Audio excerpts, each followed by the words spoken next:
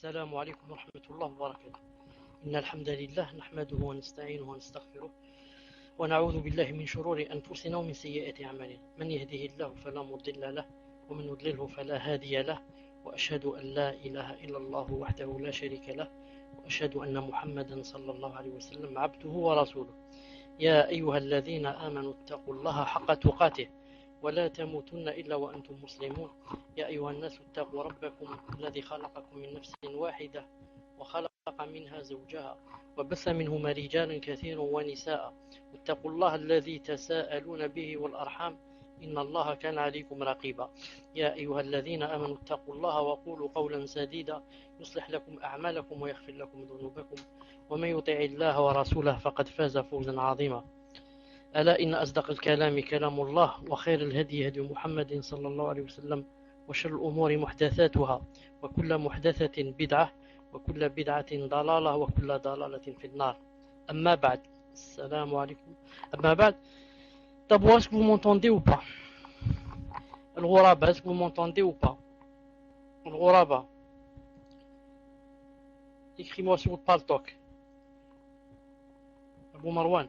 Naam.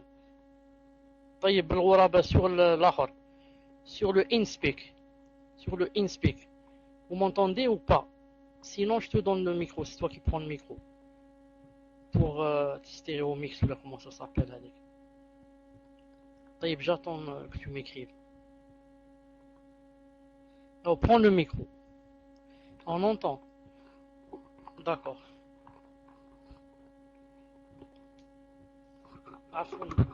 Une seconde, Inch'Allah. Donc, Inch'Allah Ta'ala, il faut que vous sachiez que nous sommes toujours dans Riyad Salihin. Nous sommes toujours dans ce sublime livre, Bi'idna Azza wa Jal, et nous sommes au quatrième cours. Je voudrais d'abord dire que nous sommes aujourd'hui, Bi'idna Azza wa Jal, nous sommes mercredi. Naam, nous sommes Bi'idna Azza wa Jal, mercredi. Attendez une seconde pour que je vois la date. Nous sommes, Inch'Allah Ta'ala, mercredi 5 Dhul Hijjah 1429. Ce qui concorde avec le mercredi 3 décembre 2008, Bi'idna Azza wa Jal. Nous sommes au quatrième cours. Nous sommes, Inch'Allah Ta'ala, au quatrième cours dans Riyad Salihin. Le titre, c'est toujours les intentions. طيب. Nous sommes bi'idna Azza wa Jal au troisième hadith. Nous avons vu déjà deux hadiths. Le premier, c'était hadith Omar bin Khattab radiyallahu ta'ala anhu, qui est très connu, où le messager d'Allah alayhi salam avait dit que les actions dépendaient des intentions. Naam. On a cité tous les intérêts qu'il y avait dans ce hadith. Ensuite, on a cité le deuxième hadith où notre mère Aïcha radiyallahu ta'ala anha avait dit que il y aurait, c'est-à-dire dans la fin du monde, et bien sûr c'est pas elle qui le sait d'elle-même, où elle a dit que le messager d'Allah a dit que il y aura une armée qui se mettra en marche à la fin des temps pour détruire la Kaaba, et que quand elle sera dans une zone désertique, la terre les engloutira tous, du premier jusqu'au dernier. Elle ajouta, j'ai dit au messager de Dieu, comment seront-ils engloutis du premier au dernier, alors qu'il y aura parmi eux leurs subordonnés qui sont astreints à les suivre, forcés, ainsi que des étrangers, ainsi que des gens qui sont allés faire le commerce, etc. Il a dit, sallallahu alayhi wa sallam, ils seront engloutis du premier au dernier, puis ressusciteront chacun selon sa propre intention. C'est rapporté par Bukhari et Muslim. Et bien sûr, on avait cité quoi? On avait cité tout ce qu'il y avait comme intérêt dans quoi? Dans ces deux hadiths. Naam. Le hadith d'aujourd'hui, c'est le troisième, comme j'ai dit tout à l'heure, c'est celui où notre mère Aïcha radiyallahu ta'ala anha dit, elle a dit, قال النبي صلى الله عليه وسلم, le messager d'Allah sallallahu alayhi wa sallam a dit, la hijrata ba'd al-fath, plus d'exil après la libération de la Mecque. ولكن jihadun wa niyya.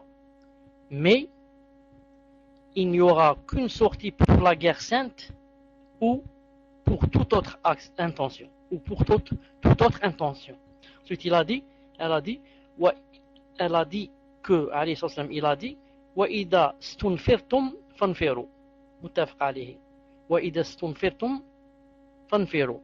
Quand on vous appelle au combat, répondez-y. Si on vous appelle au combat, répondez-y. C'est un hadith, comme j'ai dit, apporté par Bukhari et Muslim.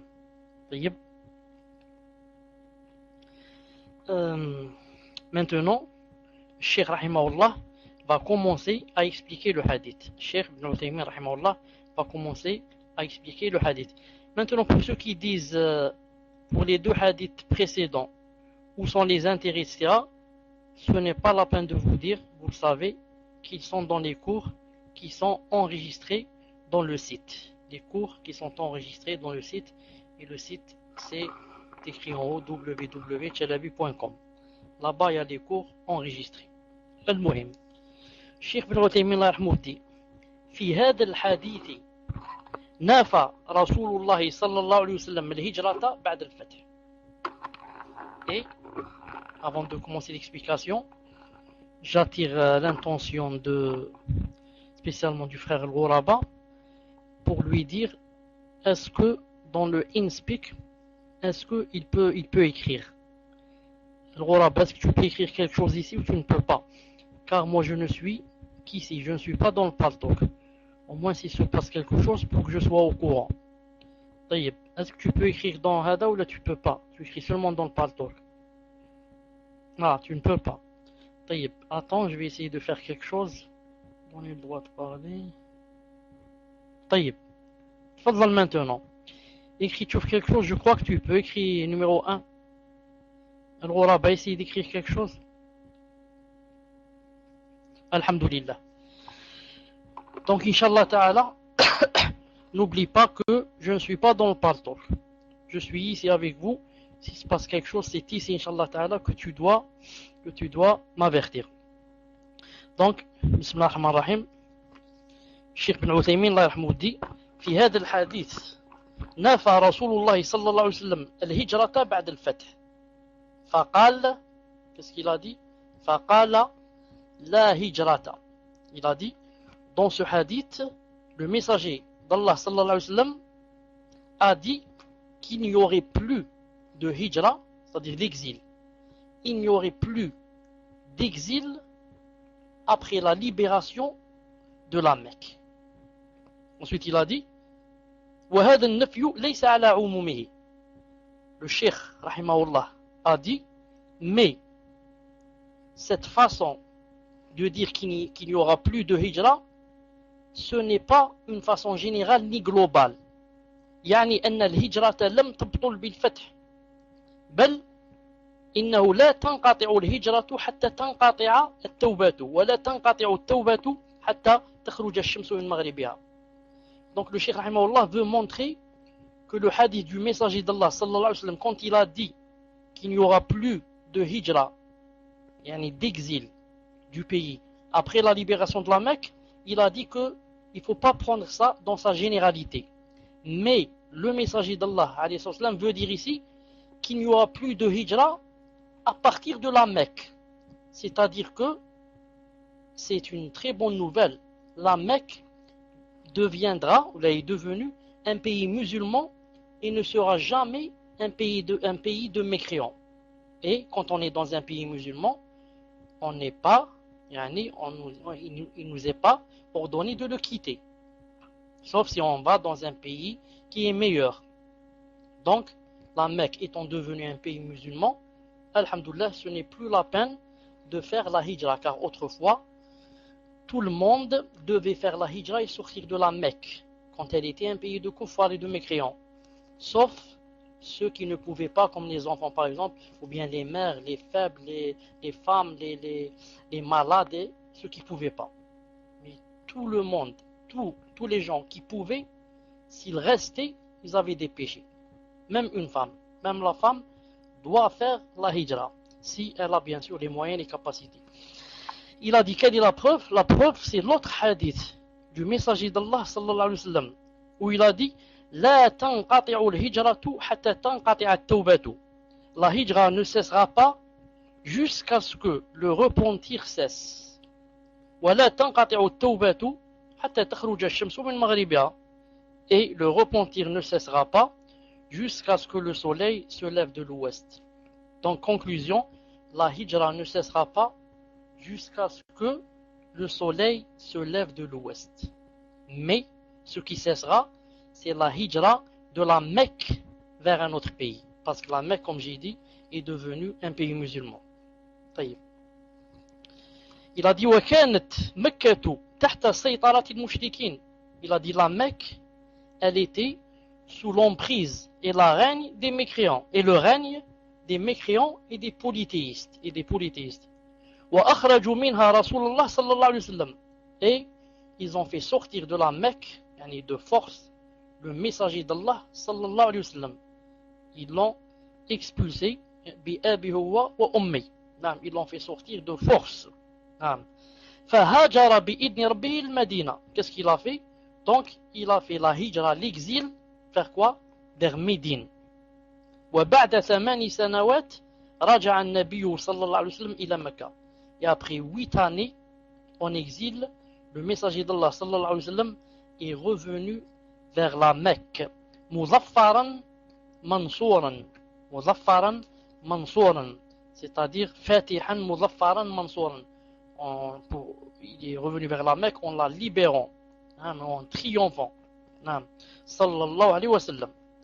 فصارت مكة بدل كونها بلد كفر صارت بلد إيمان وبلد إسلام. Donc la Mecque maintenant, après sa libération, au lieu qu'elle soit un pays de kufr, elle est devenue un pays de musulmans, un pays d'islam, un pays de foi. وَلَمْ يَكُنْ مِنْهَا هِجْرَةٌ بَعْدَ ذَلِكَ. Et après cela, on n'avait plus besoin de faire la hijra. وفي هذا دليل على أن مكة لن تعود لتكون بلاد كفر بل ستبقى بلاد إسلام إلى أن تقوم الساعة وإلى أن يشاء الله. Le Cheikh rahimahullah dit, et dans ce hadith, il y a un dalil que jamais bi'idna azza wa jal, jamais la Mecque, la Mecque ne deviendra un pays de kufr. Jamais la Mecque, jusqu'à la fin du monde, ne deviendra un pays de kufr. بل ستبقى بلاد إسلام إلى أن تقوم الساعة. Mais elle restera un pays d'islam jusqu'à la fin du monde. ثم قال عليه الصلاة والسلام. Ensuite, le messager d'Allah a dit, quand il a dit qu'il n'y aura plus d'exil de la Mecque, qu'est-ce qu'il a dit? Il a dit وَلَكِنْ جِهَادٌ وَنِيَّةٌ. Mais il y aura quoi? Il y aura jihad, c'est-à-dire la guerre sainte, et l'intention, la bonne intention. وَالنِّيَّة, Cheikh explique ici, ça veut dire que au lieu que ceux qui habitent maintenant à la Mecque fassent la hijra, il n'y a plus de hijra, il a dit, ils font le jihad. Ils vont faire le jihad. Naam. Il a dit, ay yakhruj ahlu Makkah min Makkah al-jihad. Ou niyya. Ensuite, après le jihad, il a ajouté, ou niyya, et intention. C'est-à-dire que, quand ils feront le jihad, bien sûr, cela dépendra aussi de l'intention de la personne. Voilà, le djihad, dans le djihad, tout tourne autour de l'intention et de la sincérité. Autour de l'intention et de la sincérité. ثم قال عليه الصلاة والسلام وإذا استنفرتم فانفروا. Ensuite, le messager d'Allah sallallahu alayhi wa sallam a dit وإذا استنفرتم فانفروا. Regardez maintenant, c'est très important ce qu'a dit le messager d'Allah, c'est-à-dire il a dit, et si on vous appelle au combat, répondez-y. Et si on vous appelle au combat, répondez-y. Non. Qui va nous appeler au combat? Qui va nous appeler au combat? Est-ce que c'est Ben Laden qui va nous appeler au combat ou c'est qui? Il a dit Waliyu amrikum. Si c'est le gouvernant, musulman, qui t'appelle à aller combattre dans un autre pays pour aller combattre les kuffars, il a dit fanfiru wujuban. Alors vous êtes obligé d'y répondre. Et dans ce cas, le djihad devient une obligation pour toute personne qui remplit les conditions, bien sûr, pour pubère, consciente, qui n'est pas malade, qui est homme, qui n'est pas aveugle et comme ça. Il a dit il a dit quand le gouvernant appelle les gens au djihad, ils sont obligés de se soumettre et de lui obéir. Et personne n'a le droit de s'absenter, de ne pas y aller, sauf quoi? Sauf s'il a une excuse. Comme Allah Ta'ala a dit Ya ayyuhalladhina amanu ma lakum idha qila lakum unfiru fi sabilillah thaqaltum ila al-ard araditum bil hayati ad-dunya min akhirah fama mata'u al-hayati ad-dunya fil akhirati illa qalil illa tanfiru yu'adhibkum 'adaban alima wa yastabdil qawman ghayrakum wa la tadurruhu shay'a. At-Tawbah 38-39.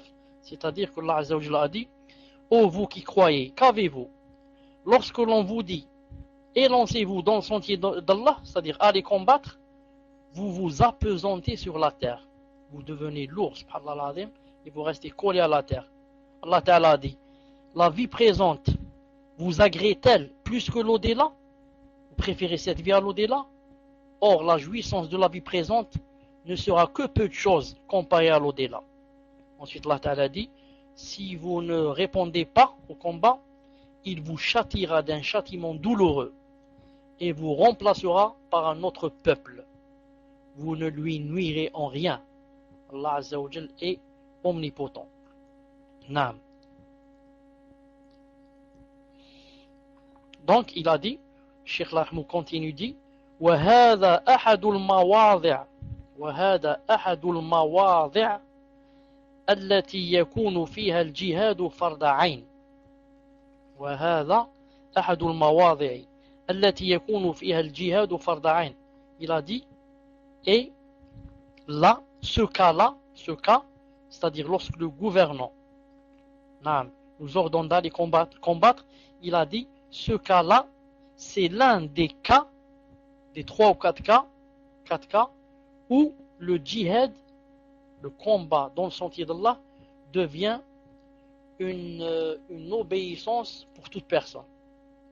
Car vous savez que le djihad, la guerre sainte, en islam en général, ce n'est pas obligatoire pour tout le monde.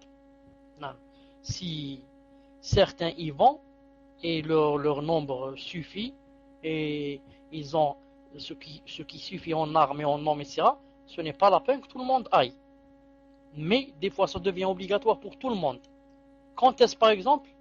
Premier cas, quand le gouvernant te donne l'ordre d'y aller. Apprenez les 4 cas où le djihad et la guerre sainte deviennent obligatoires. Sinon, la guerre sainte en elle-même, c'est une obligation de groupe. Et ce n'est pas, et ce n'est pas une obligation pour chaque personne d'individu. Al-mawdi' al-thani, fard ayn, une obligation de groupe. Jazakallahu khairan. Naam. Al-mawdi' al-thani. Quel est le deuxième cas où le djihad devient obligatoire? Réponse: إذا حصر العدو بلدة. Lorsque l'ennemi encercle un pays ou là une ville ou là, c'est-à-dire si l'ennemi nous encercle. L'ennemi, on s'est réveillé, on a trouvé que l'ennemi nous a encerclés. Il dit, c'est-à-dire que l'ennemi est venu au point où il a encerclé le pays et il est arrivé au pays, il a encerclé le pays. Sar al-jihad ou farda'in. Dans ce cas, le djihad est devenu une obligation d'individu, pas de groupe. ووجب على كل أحد أن يقاتل. Et chaque personne alors, il lui est obligé de faire la guerre. حتى على النساء. Même les femmes. والشيوخ القادرين في هذه الحال. Même les femmes et les vieux qui par la règle de base, elles ne sont pas concernées par le djihad. Comme a dit le messager d'Allah, il a dit le djihad, c'est le hajj et la umrah. Mais maintenant, si l'ennemi a encerclé le pays, qu'est-ce que c'est devenu le djihad? Ça devient une obligation pour tout le monde. لأن هذا قتال دفاع وفرق بين قتال الدفاع وقتال الطلب.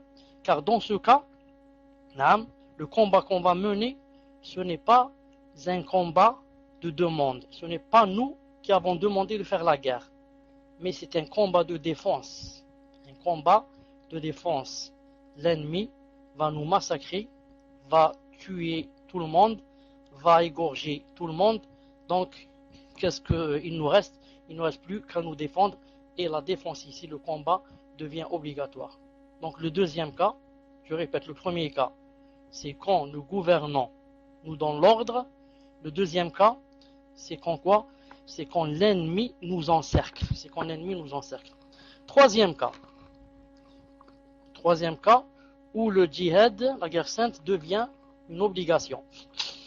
Avant cela, je rappelle mes frères et mes sœurs qui sont dans le Paltalk et qui ont le programme InSpeak, de nous rejoindre dans le InSpeak, parce que c'est là-bas que je suis, et c'est de là-bas que je gère. Je ne vois pas ici ce qui se passe dans le Paltalk, et aussi pour encourager nos frères qui n'ont pas le Paltalk et bien sûr qui ne peuvent pas y accéder. Et le lien de l'InSpeak se trouve, comme vous savez, dans mon site. C'est écrit et installez le InSpeak et vous cliquez ensuite, vous vous inscrivez normalement. Comment s'inscrire dans le Paltalk avec un pseudo. Ensuite, vous cherchez le salon qui se trouve dans Islam. Troisième cas. إذا حضر الصف والتقى الصفان صف الكفار وصف المسلمين صار الجهاد حينئذ فرض عين. Troisième cas où le djihad devient obligatoire, c'est si quelqu'un assiste au rang, le rang des guerriers lorsqu'ils s'alignent, vous voyez, il y a par exemple les soldats des musulmans d'un côté, les soldats des kuffars de l'autre. Lui, par exemple, cette personne, je donne un exemple, telle personne n'est pas partie au djihad parce que c'est une obligation de groupe. Il a dit, les autres sont partis, je ne suis pas obligé d'y aller. Ensuite, par exemple, il a décidé, il a dit, je voudrais y aller. Maintenant, il est parti. Ce n'était pas obligatoire pour lui. Il y a assez de guerriers, il y a assez d'armes, il y a tout. Mais il a dit, j'y vais quand même pour avoir quoi, les récompenses. Maintenant, il est allé. Maintenant, quand il est arrivé jusqu'à ce qu'il s'est mis en rang et que l'ennemi est aligné aussi en rang en face de lui, le djihad est devenu pour lui une obligation d'individu. Ce n'est plus une obligation de groupe. C'est interdit pour lui qu'il revienne. Il ne va pas dire pour moi ce n'est pas obligatoire, c'est moi qui ai voulu venir pour avoir des récompenses. On lui dit non. Si tu avais voulu comme ça, il ne fallait pas venir. Maintenant que tu es arrivé ici et que les ennemis sont en face de nous, tu n'as pas le droit de revenir. C'est interdit. Ça rentre dans les péchés et dans les grands péchés. Pourquoi, vous savez? Premièrement, pourquoi? Je donne deux raisons. La première, tu vas affaiblir les musulmans. Ils vont te voir revenir, ils vont dire nous aussi pourquoi on ne revient pas. Moi j'ai ma femme qui m'attend, mes enfants, mon commerce, ma voiture, moi aussi je reviens. Et deuxièmement, tu vas encourager les ennemis. Ils vont dire voilà, ils ont peur. On les voit, ils se faufilent et ils rentrent chez eux l'un après l'autre. Donc, nous sommes forts et ça va les encourager. طيب quel est le dalil? Allah Azza wa Jalla dit dans le Coran يا أيها الذين آمنوا إذا لقيتم الذين كفروا زحفا فلا تولوهم الأدبار. Ô vous qui croyez, quand vous rencontrez l'armée des mécréants en marche, ne leur tournez point le dos. Vous avez entendu? Quand vous rencontrez la rencontre, l'armée des mécréants, ne leur tournez point le dos. C'est-à-dire, vous n'avez plus le droit de fuir. ومن يوليهم يومئذ دبره إلا متحرفا لقتال أو متحيزا إلى فتنة فقد باء بغضب من الله ومأواه جهنم وبئس المصير. Et quiconque ce jour-là va leur tourner le dos, à moins que, regardez, deux exceptions, à moins que ça soit par tactique de combat ou bien pour rallier un autre groupe, celui-là encourt la colère d'Allah et son refuge sera l'enfer. Al-Anfal 15-16. Al-Anfal 15-16. طيب. وقد جعل النبي صلى الله عليه وسلم التولي يوم الزحف من السبع الموبقات خرجه البخاري. Et vous savez que le messager d'Allah sallallahu alayhi wa sallam, quand il a cité les 7 grands péchés, il a cité entre autres quoi? La fuite, le jour, la fuite, le jour de la rencontre des soldats. La fuite, ça rentre dans l'un des 7 grands péchés. Quatrièmement, quand est-ce que ça devient obligatoire la guerre sainte? إذا احتيج إلى إنسان. Il a dit, quand on a besoin d'une personne, on a besoin d'elle, elle spécialement, بأن يكون السلاح لا يعرفه إلا فرد من الأفراد.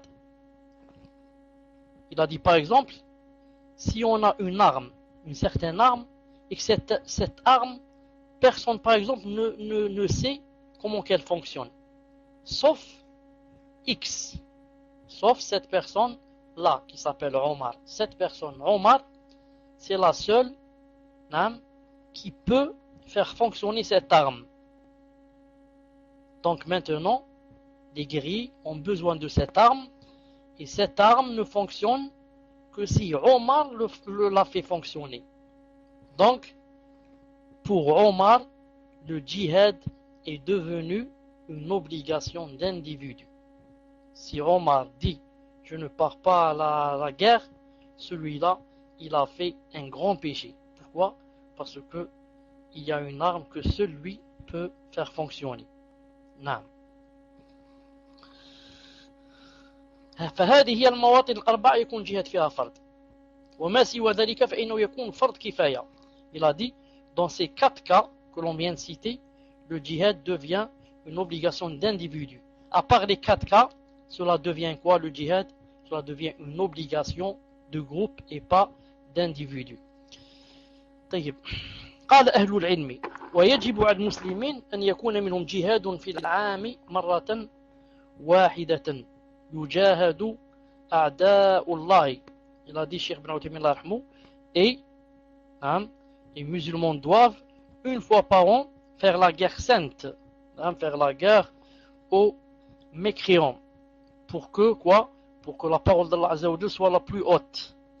لا لأجل أن يدافع عن الوطن من حيث إنه وطن. Il a dit, et non pas en défendant le pays parce que c'est un pays. لأن الدفاع عن الوطن من حيث هو وطن يكون من مؤمن والكافر. Il a dit parce que le fait de défendre le pays, même le kafir, le mécréant fait cela. Le mécréant défend aussi son pays. Le mécréant ne va pas laisser, il a dit, quelqu'un le coloniser. Donc, il a dit, لكن المسلم يدافع عن دين الله يدافع عن وطنه لا لأنه وطنه مثلا ولكن لأنه بلد إسلامي. Donc, le musulman, qu'est-ce qu'il fait? Certes, il défend son pays. Il le défend. Mais il le défend avec l'intention de quoi?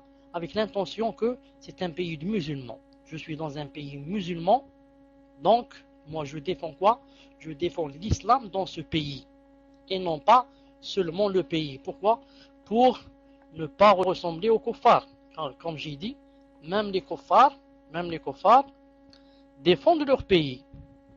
Or, quelle est la différence entre nous et eux? Le musulman défend son pays avec quoi? Avec l'intention de défendre l'islam. Voilà la grande différence entre les deux.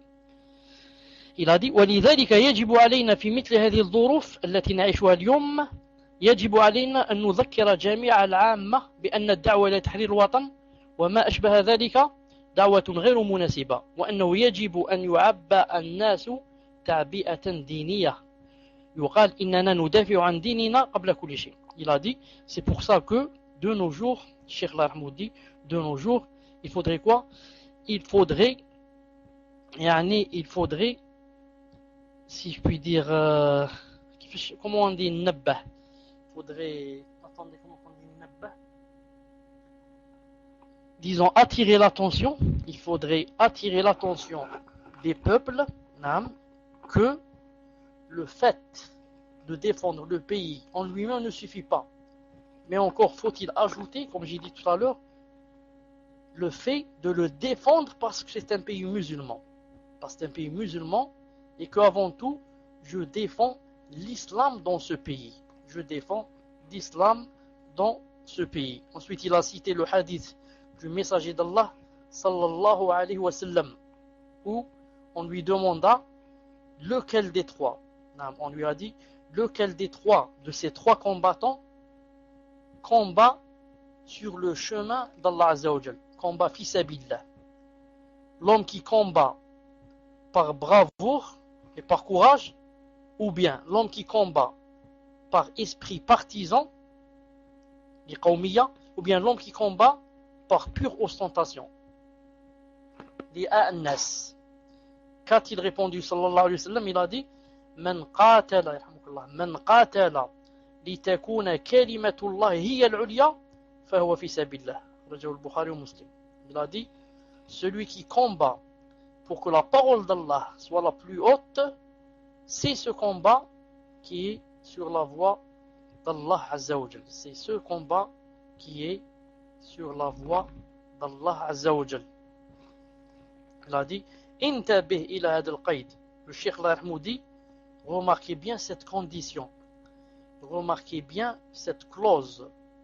Lorsqu'il a dit sallallahu alayhi wa sallam man qatala litakuna kalimatullahi al-ulya.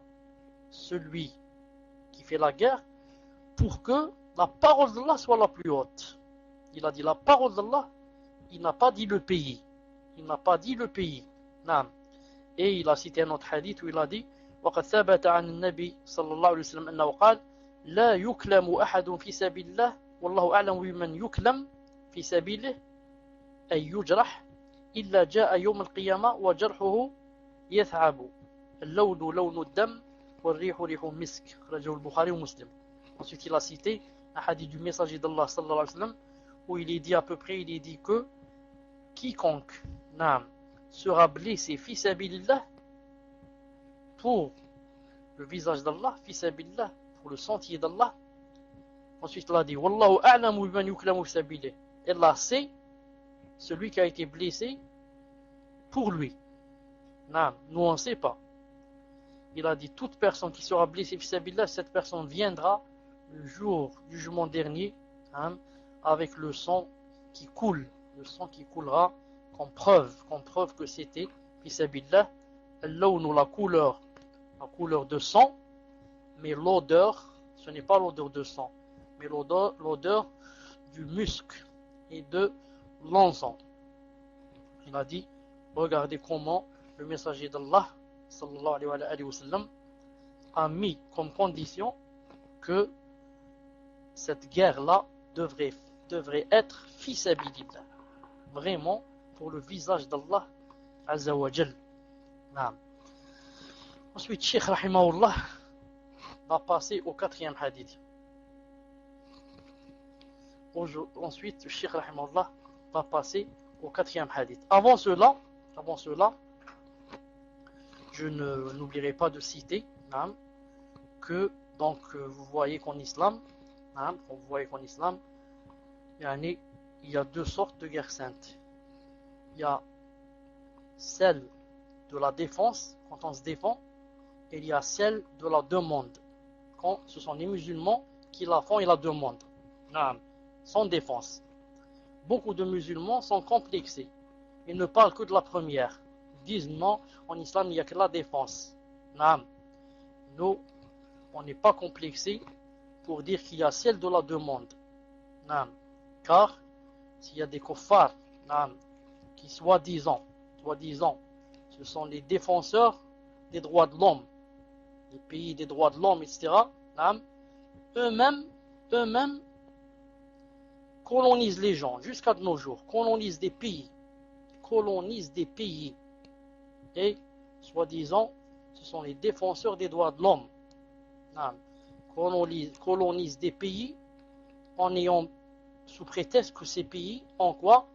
Ont la bombe atomique. Et ils font tous les massacres qu'ils peuvent faire. Et ils oublient que ce sont les premiers au monde à avoir quoi? À avoir employé la bombe atomique.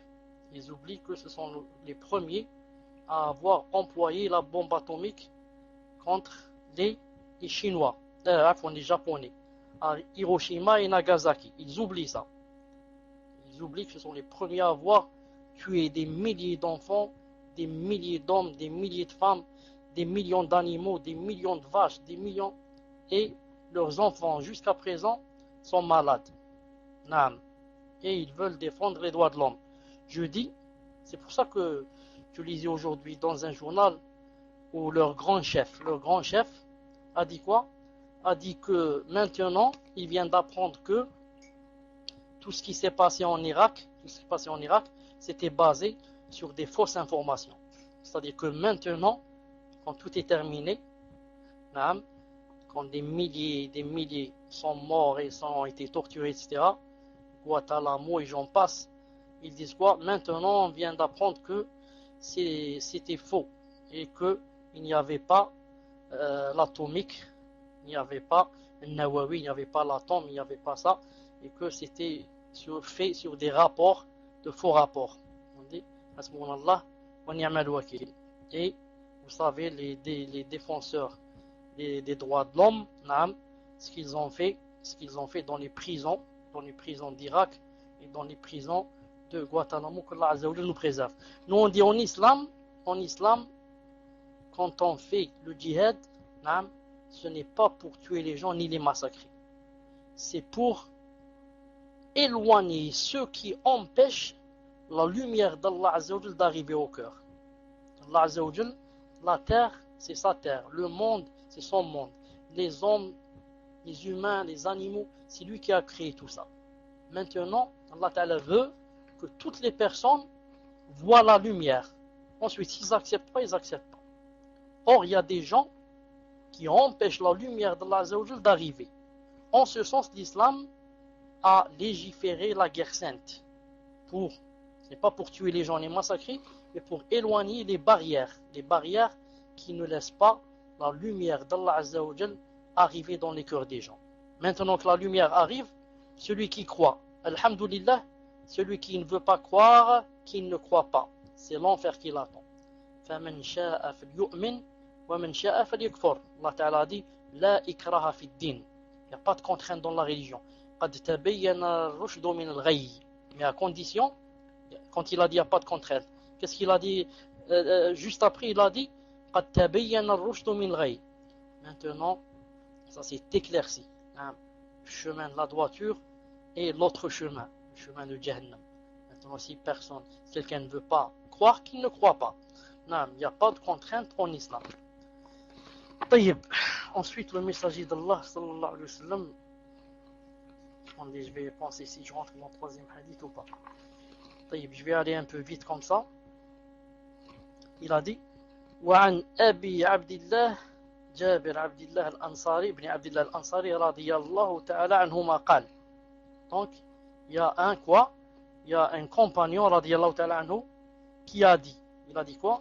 Il a dit كنا مع النبي صلى الله عليه وسلم في غزاة.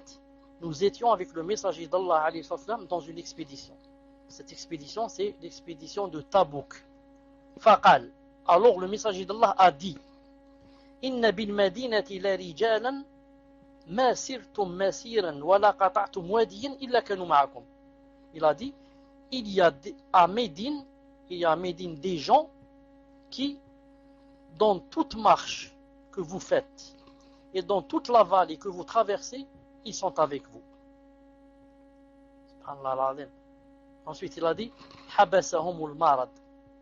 Ce sont qui? Ce sont qui? Il a dit, ce sont ceux qui ont été retenus par la maladie. Wa fi riwaya, illa sharakukum fil ajr. Dans une autre version, il est dit quoi? Il est dit que ils prennent les récompenses comme vous. Ils sont associés avec vous dans des récompenses. Ici, lorsque le messager d'Allah a dit, ce qu'il a dit, Inna bil madinati la rijalan ma sirtum masiran wa la qata'tum wadiyan illa kanu ma'akum. Naam. Ça veut dire quoi? Ça veut dire que tout dépend des intentions. Tout dépend des intentions. Regardez. Certains, ou là beaucoup, sont sortis pour faire l'expédition de Tabouk et beaucoup d'autres n'y sont pas allés. Mais ceux-là ne sont pas allés. Pourquoi? Parce qu'ils avaient des excuses. Certains étaient malades, d'autres n'avaient pas de monture, c'est loin, c'est très loin, on ne peut pas aller à pied. D'autres sont faibles, d'autres sont ceci, cela.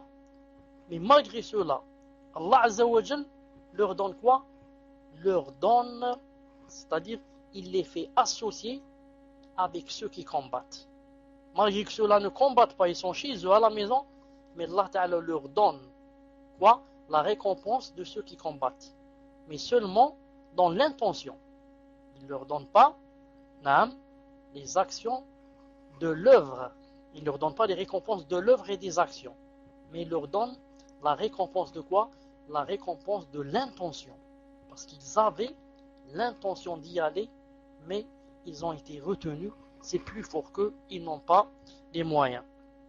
Il a dit ici, ça ressemble au hadith du messager d'Allah sallallahu alayhi wa sallam qui a dit إذا مرض العبد أو سافر كتب له مثل ما كان يعمل مقيم صحيحا خرجه البخاري. Le messager d'Allah sallallahu alayhi wa sallam a dit quoi? A dit que la personne, si elle tombe malade ou bien si elle voyage, Allah Ta'ala va lui écrire comme lorsque cette personne était avant le voyage et lorsqu'elle était en bonne santé. Ça, c'est une faveur d'Allah Azza wa Jal. Qu'il écrive à qui? Qu'il écrive à la personne qui voyage et la personne qui tombe malade, il lui écrit, c'est comme si elle n'était pas malade et c'est comme si elle n'avait pas voyagé. Il va montrer ici pourquoi et quelle est la cause. فالمتمني للخير الحريص عليه إذا كان من عادته أنه كان يعمله ولكنه حبسه عنه حابس كتب له أجره كاملا. Il a dit, celui qui souhaite le bien et qui fait tout son possible pour le faire, si dans ses habitudes il avait l'habitude de faire ce bien, ensuite une excuse l'en a empêché, kutiba lahu ajruhu kamilan. Allah Azza wa Jalla va lui écrire, c'est comme s'il avait fait la chose. Subhanallah al-Azim. Ça c'est fadl Allah Azza wa Jalla. Mais à condition que quoi? À condition que cette personne, avant de tomber malade, avait quoi? Avait l'habitude de faire cette chose. Donc, alhamdoulilah, on doit dire alhamdoulilah pour les personnes qui, lorsqu'elles sont en bonne santé, elles font, masha'Allah, par exemple, les nafila. Elles jeûnent, par exemple, jeudi, lundi. Elles font qiyam al-layl. Ensuite, lorsqu'elles tombent malades, Allah Azza wa Jalla va t'écrire, cette nafila, c'est comme si tu la faisais. Alors que tu es malade, tu ne peux pas la faire. Et la même chose pour celui qui avait l'habitude de faire des choses surérogatoires quand il voyage. Vous savez, par exemple, quand on voyage, la sunna, par exemple, c'est de ne pas faire les nafila. Si on fait seulement le fajr et on fait le witr. Ce sont les deux salats les plus conseillés et les plus proches des salats obligatoires. Et c'est les deux que le messager d'Allah n'a jamais délaissé, qu'il soit en voyage ou bien qu'il soit chez lui. Non. Mais celui qui avait l'habitude, par exemple, de faire les 12 rak'at chaque jour 12 rak'at, d'après le hadith qui dit que celui qui fait pour Allah 12 rak'at chaque jour, Allah Ta'ala lui bâtit une maison dans le paradis. Ensuite, il a voyagé. Il ne va pas faire ces choses-là, mais Allah va lui écrire. C'est comme s'il faisait, masha'Allah, ces salats. Il a dit ici, فمثلا إذا كان الإنسان من عادته أن يصلي مع الجماعة في المسجد ولكنه حبسه حابس كالنوم أو مرض وما أشبه ذلك فإنه يكتب له أجر المصلي مع الجماعة تماما من غير نقص. Il a dit, si par exemple une personne, disons un homme, avait l'habitude de faire la prière tout le temps à la mosquée, ensuite, par exemple, il s'est endormi, il ne s'est pas réveillé, ou bien il est tombé malade et il a fait la prière à la maison. Il a dit, Allah Azza wa Jal va lui écrire comme s'il avait fait la salat dans la mosquée. Vous voyez donc la différence entre celui qui avait l'habitude de faire la bonne chose et il a eu des excuses et des empêchements, et entre la personne qui n'a pas l'habitude de faire les bonnes choses. وكذلك إذا كان من عادته أن يصلي تطوعا ولكنه منعه منه مانع. Il a dit la même chose pour la personne qui avait l'habitude de faire les nafila, salat. Une personne avait l'habitude de faire beaucoup de salat nafila. ولكنه منعه منه مانع. Ensuite, une fois, cette personne a été empêchée par maladie ou par une faiblesse, elle n'a pas fait les nafila qu'elle faisait. فإنه يكتب له أجره كاملا. Allah Azza wa Jal va lui écrire le ajr, va lui écrire la récompense complète. C'est comme si cette personne avait fait cette chose. وكذلك من كان من عادته أن يصوم من كل شهر 3 أيام ثم عجز عن ذلك ومنعه مانع فإنه يكتب له الأجر كاملا. Et la même chose, il a dit pour la personne qui avait par exemple l'habitude de jeûner. L'habitude par exemple de jeûner 3 jours par semaine. Si la personne avait l'habitude de jeûner 3 jours par semaine, ensuite elle est tombée malade ou bien elle a faibli. Elle a dit, je ne peux plus, par exemple, 3 jours par semaine, 3 jours par mois. Si une personne avait l'habitude de jeûner 3 jours par mois, par exemple, ensuite elle est tombée malade ou là elle a faibli ou là, elle a dit, je ne peux plus. Dans ce cas, Allah Ta'ala va lui écrire, c'est comme si elle avait fait le jeûne de 3 jours par mois. Il a dit, et il y a beaucoup d'exemples en ce sens. أما إذا كان ليس من عادته أن يفعله فإنه يكتب له أجر النية فقط دون أجر العمل. Mais si maintenant une personne n'avait pas l'habitude de faire comme ça des nafila et des choses surérogatoires, alors que va lui écrire? Il va lui écrire seulement la récompense de l'intention, c'est tout. Pourquoi? Parce qu'il n'avait pas l'habitude de faire ces choses. Et si maintenant il a l'intention de la faire, il ne l'a pas fait, Allah Ta'ala va lui écrire seulement l'intention. Quant au premier, il va lui écrire la récompense complète. C'est comme s'il avait fait la prière, c'est comme s'il avait jeûné 3 jours, et comme ça. Et il y a bien sûr une différence entre les deux. Ensuite, on va terminer par ça. Ensuite, le messager d'Allah, sallallahu alayhi wa sallam, a cité, d'ailleurs c'est le cheikh a cité ce qui s'est passé un jour entre les sahaba radiyallahu ta'ala anhum. D'après le hadith de Abi Hurayra radiyallahu ta'ala anhu, qui dit que le messager d'Allah sallallahu alayhi wa sallam قال أفلا أخبركم بشيء إذا فعلتموه أدركتم من سبقكم ولم يدرككم أحد إلا من عمل مثل ما علمتم فقال تسبحون وتكبرون وتحمدون وتحمدون دبر كل صلاة 33. Donc le messager d'Allah sallallahu alayhi wa sallam voulait montrer une fois aux compagnons qui sont venus se plaindre.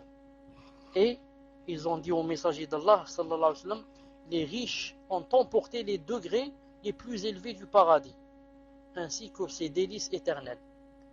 Pourquoi? Car ils font la prière comme nous, jeûnent comme nous, et ils ont quelque chose de plus, c'est quoi? Ils ont des excédents de biens. Donc ils peuvent ainsi faire le grand et le petit pèlerinage. Ils prennent part à la guerre sainte et ils font l'aumône. Donc ils sont mieux que nous. Alors le messager d'Allah leur a dit, vous voulez que je vous indique quelque chose qui vous permette de rattraper ceux qui vous ont devancé et de devancer ceux qui viennent après vous? Il a dit, ils ont dit nous voulons bien. Il a dit, vous dites à la fin de chaque prière 33 fois Subhanallah, 33 fois Alhamdulillah, 33 fois Allahu Akbar. Il a dit, vous allez dévancer ces riches. Et bien sûr, les riches ont eu vent de ce qui s'est passé. Ils apprirent ce qu'a dit le messager d'Allah alayhi wa sallam. Alors ils commencèrent eux aussi à dire Subhanallah, Alhamdulillah, Allahu Akbar 33 fois après les prières. Alors les pauvres, quand ils ont appris cela, ils sont venus se plaindre une deuxième fois auprès du messager d'Allah sallallahu alayhi wa sallam. Ils ont dit à Rasulullah, Sami'a ikhwanuna ahlul amwali bima fa'alna fa fa'alu mithlah. Ils ont dit, nos frères les riches ont entendu ce que tu as dit à propos des Subhanallah, Alhamdulillah, Allahu Akbar, et maintenant ils font comme nous. Donc, ils sont toujours mieux que nous. Alors qu'est-ce qu'on fait? Alors le messager d'Allah sallallahu alayhi wa sallam, qu'est-ce qu'il a dit? Il a dit, Dalika fadlullahi yu'tihi man yasha. Wallahu du fadlin azim. Wallahu du fadl azim. Telle est la grâce d'Allah qu'il donne à qui il veut. Et Allah Azza wa Jal est le détenteur de d'énormes grâces. Il a dit, si Allah Ta'ala a donné cette faveur maintenant à tout le monde, et que, bien sûr, les riches ont profité et l'ont prise, moi je ne peux rien faire. Yani, Allah Azza wa Jal, c'est lui le détenteur de l'énorme grâce. C'est pour ça, ولهذا ذكر النبي صلى الله عليه وسلم في من آتاه الله مالا فجعل ينفقه في سبل الخير وكان رجل فقير يقول لو أن لي مال فلان لعملت فيه مثل عمل فلان قال عليه الصلاة والسلام فهو بنيته فأجرهما سواء. Ensuite, le Cheikh Allah yarhamou, il a cité quoi? Il a cité le hadith, un hadith authentique du messager d'Allah sallallahu alayhi wa sallam. Ici, il a dit Kharajahu Tirmidhi, Abu Daoud, Ibn Majah. Et bien sûr, moi je l'ai lu dans Sahih al-Jami', c'est un hadith authentique, où le messager d'Allah a dit, entre autres, il a dit dans le hadith, il a dit quoi? Il a dit qu'il y avait une personne qui avait beaucoup d'argent. Cette personne employait son argent dans les bonnes œuvres. Les bonnes œuvres, construisait par exemple des mosquées, faisait l'aumône, donnait aux nécessiteux, etc. Et il y avait une personne très pauvre. Cette personne très pauvre, qu'est-ce qu'elle se disait? Elle souhaitait et se disait, ah, si j'avais de l'argent comme lui, j'aurais fait exactement comme lui. Ah, si j'avais de l'argent, j'aurais construit une mosquée. Ah, si j'avais de l'argent, j'aurais fait ceci. Allah, le messager d'Allah a dit, فَهُوَ بِنِيَّتِهِ. Le messager d'Allah a dit, celui-là, ce pauvre-là, فَهُوَ بِنِيَّتِهِ فَأَجْرُهُمَا سَوَاء. Il a dit, ils ont les mêmes récompenses. Pourquoi? Récompense de l'intention, bien sûr, pas les récompenses de l'action. Récompense de l'intention. Ils ont les mêmes récompenses, c'est-à-dire il a la récompense de l'intention comme l'autre. Pourquoi? Car avec l'intention, on peut avoir beaucoup de récompenses. Avec l'intention, la mauvaise intention, on peut avoir beaucoup de péchés.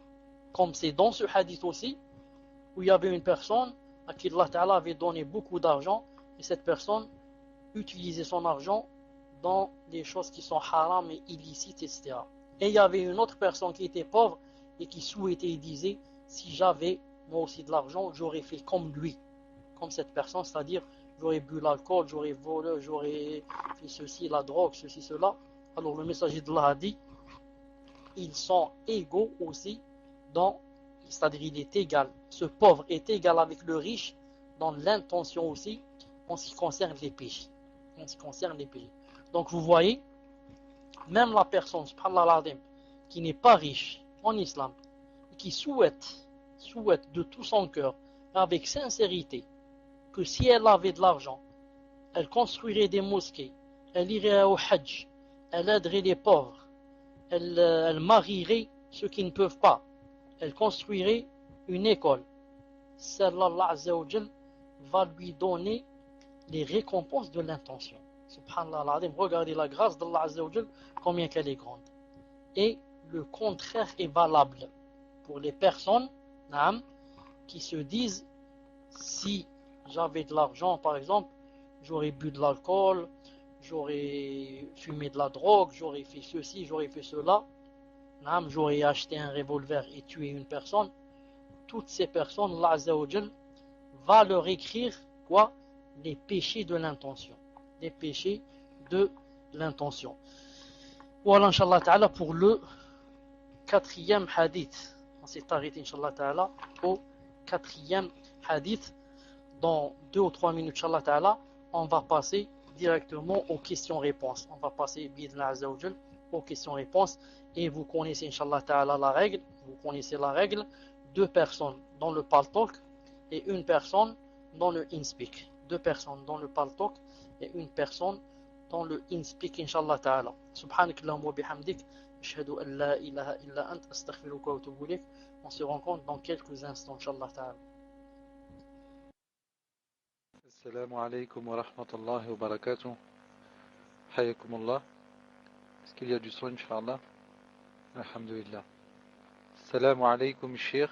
Une sœur demande, lors d'un cours sur la tombe, vous avez dit que les enfants musulmans et non musulmans iront au paradis. Mais j'aimerais savoir pourquoi dans la dua que l'on dit sur un enfant mort, on demande à Allah de le préserver de la tombe et aussi contre le châtiment de l'enfer. Voici la dua. Ô Seigneur, préserve-le du châtiment de la tombe. Ô Seigneur, rends-le un prédécesseur et une épargne pour ses parents et accepte son intercession pour eux. Ô Seigneur, augmente grâce à lui le poids de leurs bonnes actions et accroît leur rétribution. Place-le parmi les croyants vertueux, mets-le sous la tutelle d'Abraham et préserve-le par ta miséricorde du châtiment de l'enfer. Donne-lui en échange une demeure meilleure que la sienne et une famille meilleure que la sienne. Ô Seigneur, pardonne à nos ancêtres et à nos descendants et à ceux qui nous ont précédés dans la... Salam alaikum wa rahmatullah. Non, Muslim, je t'avais donné le point rouge parce qu'il n'y a pas comment t'arrêter. Juste pour dire que ne lis pas la question tant qu'il n'y a pas de micro dans le InSpeak. Il faut que celui qui lise la question, il faut qu'il y ait un autre qui nous fait entendre dans le InSpeak. Sinon, à quoi ça sert qu'on l'entende seulement dans un salon? J'ai déraidé Abu Huraira. Naam, Abu Huraira, je l'ai déraidé. Naam. Donc, je donne le micro à Muslim et Abu Huraira prend le micro ici. S'il est en même temps, dans le Paltalk, bien sûr. Fadhal. Donc, est-ce que vous avez le son sur les deux rooms, Inch'Allah? Est-ce que... Non, alhamdulillah. Donc je vais relire la question. Salam alaykoum, Cheikh. Une sœur demande, lors d'un cours sur la tombe, vous avez dit que les enfants musulmans et non musulmans iront au paradis. Mais j'aimerais savoir pourquoi dans la dua que l'on dit sur un enfant mort, on demande à Allah de le préserver de la tombe et aussi contre le châtiment de l'enfer. Voici la dua. Ô Seigneur, préserve-le du châtiment de la tombe. Ô Seigneur, rends-le un prédécesseur et une épargne pour ses parents et accepte son intercession pour eux. Ô Seigneur, augmente grâce à lui le poids de leurs bonnes actions et accroît leur rétribution.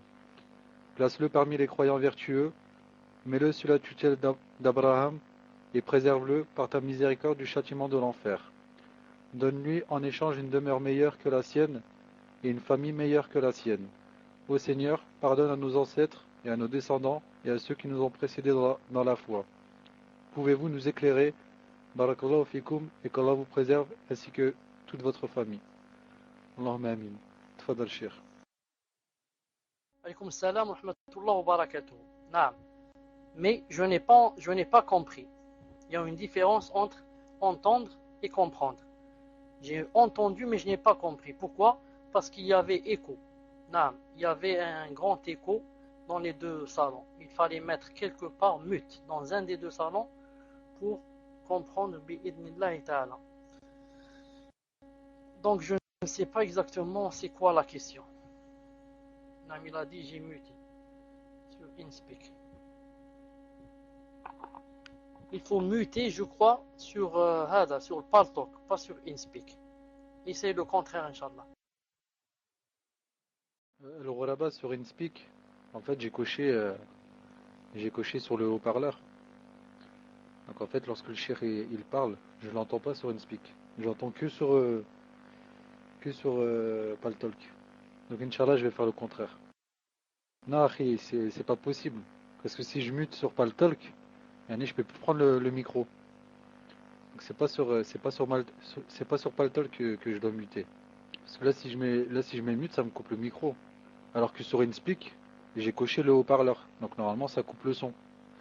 Inch'Allah, cher, expliquez-moi Inch'Allah comment vous avez fait. Comment c'est chez vous entre InSpeak et Paltalk.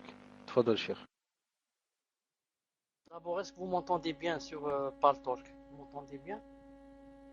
Taïb. L'Oraba sur InSpeak, tu m'entends bien? Il n'y a pas d'écho? Il n'y a pas d'écho? Il n'y a pas d'écho? Très bien. C'est étonnant. C'est étonnant. Moi, je parle sans avoir fait mute, ni sur l'un ni sur l'autre. Je parle avec les deux micros, sans avoir fait mute, ni sur celui-là, ni sur l'autre. Donc je ne sais pas pourquoi chez moi ça marche. Sinon, il faut que vous coupez sur un. D'accord, donc c'est moi qui coupe. Tfadal, c'est moi qui coupe. Tfadal. En fait, cher, sur InSpeak, en bas à gauche, dans le salon en bas à gauche, il y a un haut-parleur. Vous cliquez une fois dessus, il va avoir une croix rouge. Et là, Inch'Allah, il y aura plus d'écho. Est-ce que c'est bon, Inch'Allah, cher? Cher, c'est bon, Inch'Allah? Vous avez plus d'écho? Alhamdulillah. Donc je vais répéter, Inch'Allah. Salam alaykoum, cher. Une sœur demande. Lors d'un cours sur la tombe, vous avez dit que les enfants musulmans et non musulmans iront au paradis. Mais j'aimerais savoir pourquoi dans la dua que l'on dit sur un enfant mort, on demande à Allah de le préserver de la tombe et aussi contre le châtiment de l'enfer. Voici la dua. Ô Seigneur, préserve-le du châtiment de la tombe. Ô Seigneur, rends-le un prédécesseur et une épargne pour ses parents et accepte son intercession. Entre parenthèses pour eux. Ô Seigneur, augmente grâce à lui le poids de leurs bonnes actions et accroît leur rétribution. Place-le parmi les croyants vertueux, mets-le sous la tutelle d'Abraham et préserve-le par ta miséricorde du châtiment de l'enfer. Donne-lui en échange une demeure meilleure que la sienne et une famille meilleure que la sienne. Ô Seigneur, pardonne à nos ancêtres et à nos descendants et à ceux qui nous ont précédés dans la foi. Pouvez-vous nous éclairer, Barakallahu fikum, et qu'Allah vous préserve ainsi que toute votre famille. Allahumma amin. Tfadal Cheikh. Je demande au frère Abu Huraira de me donner le micro, Inch'Allah Ta'ala, sur InSpeak. Je demande au frère Abu Huraira de me donner le micro. Alhamdulillah. Taïb. Donc, avant de répondre à la question, je demande au frère Abu Huraira, quand il termine, Inch'Allah Ta'ala, la question, il lâche le micro. Naam, pour que je ne demande pas à chaque fois pour le prendre. Taïb. Vous m'entendez? Écrivez-moi numéro 1 ici et là-bas. Alhamdulillah. Je veux dire que les savants ont beaucoup divergé en ce qui concerne les enfants des kuffars. En ce qui concerne les enfants des kuffars. J'ai dit la fois passée que l'avis le plus juste, Inch'Allah Ta'ala, c'est de dire qu'ils seront au paradis. Et que cela se trouve dans au moins 3 choses. Premièrement, dans le hadith authentique qui se trouve dans Sahih al-Jami' de Cheikh al-Albani rahimahullah, où il est dit que les enfants des kuffars seront au paradis. Dans une autre version, toujours dans le même livre, ils seront les serviteurs des gens du paradis. Ils seront les serviteurs des gens du paradis. قال النبي صلى الله عليه وسلم أولاد المشركين خدموا أهل الجنة وموجود صحيح الجامع الشيخ الألباني رحمه الله. La deuxième des choses, deuxième dalil, c'est ce qui se trouve dans le Bukhari. Ce qui se trouve dans le Bukhari, quand le messager d'Allah parlait des enfants auxquels Ibrahim alayhi salam leur apprend le Coran. Et les Sahaba ont demandé, et les enfants des mouchriquines? Et il a répondu par l'affirmative. Et le troisième dalil, c'est le hadith du messager d'Allah sallallahu alayhi wa sallam qui dit quoi?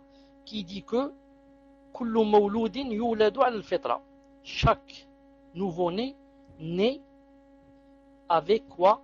L'innéité, le fitra. Et le fitra, d'après Ibn al-Qayyim, Ibn Taymiyyah et beaucoup de savants, c'est l'islam. Donc, si chaque enfant naît avec l'islam, ça veut dire s'il meurt avant la puberté, il va aller au paradis. Reste les hadiths où le messager d'Allah dit, je ne sais pas ce qu'on va faire d'eux. Allahu a'lam bima kanu amilin ou bima kanu ya'malun. Et le hadith que vient de citer la personne ici, tous ces hadiths, les savants disent, ces hadiths, c'était avant que Jibril alayhi salam ne lui dise qu'ils seront au paradis. Ces hadiths, s'ils sont sahih et authentiques, cela veut dire que ça s'est passé avant que Jibril alayhi salam ne dise aux messagers d'Allah qu'ils sont dans le paradis. En d'autres termes, ça veut dire qu'ils sont abrogés. Wallahu azza wa jal a'lam. Atfadhal inshallah. Prochaine question. Sur le Paltalk, ensuite on revient sur le InSpeak. Là, c'est Youssef. Inch'Allah. Youssef, posez la question. Youssef, est-ce que vous êtes là, Inch'Allah? Très Inch'Allah. Donc, pour éviter de perdre du temps, Akhi Abou Marwan, pose ta question, Inch'Allah. Le temps que le frère prépare sa question. Tfadal, Akhi. Vous m'entendez, Inch'Allah? Vous m'entendez, Inch'Allah? Naam. Salam alaykoum, Cheikh. La question que je voulais vous poser, elle était par rapport au fait que le musulman, comme nous, on habite dans des pays mécréants, et qu'il y en a qui meurent, par exemple en France ou en Angleterre et en Belgique, et d'autres. Et que par exemple en France, la loi, elle dit la chose suivante. Quand on est enterré dans un cimetière en France, on doit payer pour une certaine période. Par exemple, vous payez pour 10 ans, pendant 10 ans, il laisse votre tombe. Vous payez pour 15 ans, pour 30 ans, pendant 30 ans, il paye votre tombe. Et après, quand la période elle est terminée et qu'il n'y a plus personne qui n'a payé, ils vous déterrent, ils enlèvent, comment dirais-je, le squelette, ils le jettent dans une fosse commune, c'est-à-dire une grande cuve où il y a tous les squelettes des mécréants, et ils mélangent les squelettes des musulmans dedans, ou sinon ils les brûlent. Et donc, moi je pose cette question, c'est par rapport à deux sœurs qui n'étaient pas d'accord, parce que la première sœur, elle a dit, le prophète sallallahu alayhi wa sallam, dans des hadiths authentiques, il dit que le musulman, quand il meurt, il doit être enterré là où il meurt, et que dans un autre hadith, et que le musulman, on ne doit pas le déplacer. Et l'autre sœur, elle a dit non, parce qu'il y a un ijtihad des savants qui dit que si tu meurs dans un pays mécréant, et que les mécréants ils vont te déterrer et ils vont te brûler ton corps, ils vont te jeter dans une fosse commune avec des koufars, alors le meilleur c'est de déplacer le corps et de l'enterrer dans un pays musulman, pour ceux qui sont d'Algérie, du Maroc, de Turquie, etc. Donc la question c'est, cher, quelle est la réponse convenable pour les musulmans qui vivent en France par exemple? Quelle est la réponse convenable? Si on meurt en France et qu'on est musulman, est-ce qu'il est préférable et autorisé de se faire rapatrier dans son pays d'origine, pays musulman, Inch'Allah, ou de rester enterré en France? Et la deuxième chose, comment font les convertis qui sont d'origine française, de famille française et qui n'ont pas la nationalité de pays musulmans pour pouvoir être rapatriés. Barakallahu fik, Cheikh. Salam alaikum wa rahmatullahi wa barakatuhu. Wa alaykum salam wa rahmatullahi wa barakatuh. Sah. Ce que tu as dit, sah, yani, c'est un problème. C'est un problème. En ce sens que d'un côté, il est déconseillé en islam. Fiche saute. Je disais, wa alaykum salam wa rahmatullahi wa barakatuh. Je dis ça, il y a un embarras dans cette chose-là. Parce qu'en islam, en principe en islam, on doit être enterré dans le pays où on meurt. في الإسلام ندفن في المكان في البلد الذي نموت فيه. هذه هي السنة بل في البلدة même dans la ville. Et ceux qui ont lu Ahkam Janaiz de Cheikh Al-Albani rahimahullah savent que ça rentre même dans la bid'a. Et qu'on doit enterrer la personne dans la ville même où elle meurt. Si c'est possible, bien sûr. Mais, et d'ailleurs c'est Madhab Shafi'i aussi. Mais maintenant, si, lorsqu'on va nous enterrer, après une année ou là, on va nous brûler, on va nous calciner, je sais pas ce qu'on va nous faire, comme c'est dans les pays de Kuffar, qu'Allah Azza wa Jal nous préserve. Dans ce cas, peut-être que l'avis des savants, c'est que cela ne devient plus interdit et qu'on est dans la darura de partir dans un pays musulman pour être enterré là-bas, pour ne pas être brûlé. Car vous savez que le hadith qui dit que kasrul al-idam al-mayyit, yani kaksri, dans un hadith dans ce sens authentique, c'est-à-dire que le musulman, quand il meurt, on n'a plus le droit de fouiller, yani creuser sa tombe, de le sortir et ça, sauf bien sûr s'il y a quelque chose de nécessaire, comme Jabir ibn Abdillah qui a fait sortir son père pour le réenterrer dans un autre endroit. Le hadith il est dans Sahih al-Bukhari. Mais s'il n'y a pas de raison valable, c'est interdit pour le musulman de creuser encore la terre pour le faire sortir, si c'est pour lui faire du mal ou le léser. Alors qu'en est-il maintenant si on va le retirer pour le brûler? A'udhu billah. Et ils disent que c'est le pays des droits de l'homme et c'est le pays de l'humanisme et je ne sais pas quoi. Qu'Allah Azza wa Jal nous préserve.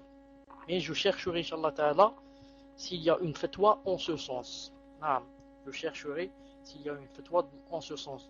Car j'ai dit que, à mon avis, Inch'Allah Ta'ala, que ça rentre dans la darura. Mais on cherchera, Inch'Allah Ta'ala, s'il y a une fatwa, bi'idhnillahi Azza wa Jal. Tfadla, Inch'Allah Ta'ala, le suivant. Donc là, on passe à InSpeak. Et après, Inch'Allah, on reviendra sur Paltalk pour la question du frère Youssef. Donc là, c'est à ma religion, islam. Ahkam. Enfin, je ne l'avais pas vu.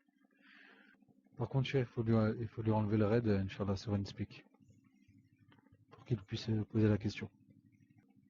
C'est bon, cher, vous lui avez enlevé le raid, Inch'Allah. Dar al-Ahkam. C'est à vous, Inch'Allah, posez la question. Le cher vous a enlevé le raid. Dites à Abu Huraira de lâcher le micro. Dites à Abu Huraira de lâcher le micro. Donc je lis la question, Inch'Allah. Assalamu alaikum wa rahmatullahi. Cheikh, Allah yahafdik. Je voudrais savoir si on a le droit de vivre dans un pays de mécréants, car on m'a dit qu'on pouvait y être pour 4 raisons. Faire la da'wa, se faire soigner, et je me souviens plus des autres raisons. Tfadal, Cheikh. Wa alaykum salam wa rahmatullahi wa barakatuh. En fait, yani, les deux cours qui étaient avant le cours d'aujourd'hui, dans ces deux cours, on a beaucoup parlé de quoi? De la hijra et des sortes de hijra qu'il y a. On avait dit qu'il y avait 3 ou 4 sortes de hijra et que la hijra du pays de mécréance vers le pays d'islam, on avait dit qu'elle était obligatoire et qu'il était permis à une personne qui n'est pas dans un pays de kuffar, mais qui est dans un pays musulman, il ne lui est permis d'aller dans un pays de kuffar que s'il y a une nécessité. Et que d'autre part, si elle a assez de science pour éloigner les ambiguïtés, les shubuhat, et assez de piété pour éloigner les péchés. نعم أن يكون معه علم يدفع به الشبهات وأن تكون معه التقوى يدفع بها الشهوات. C'est comme ça que disent les savants. Et c'est pour ça qu'ils disent que un musulman n'a le droit d'aller vers un pays de kuffar, chez les kuffars, que si par exemple il va faire la da'wa, ou par exemple il est malade, il va soigner, ou par exemple il y a une spécialité qu'il n'y a pas dans les pays musulmans, il va faire la spécialité là-bas, ou bien par exemple il va rendre visite à un malade, ou bien il a des choses à vendre, un commerce, il va vendre les choses là-bas et il revient, à condition toujours qu'il remplit les deux conditions.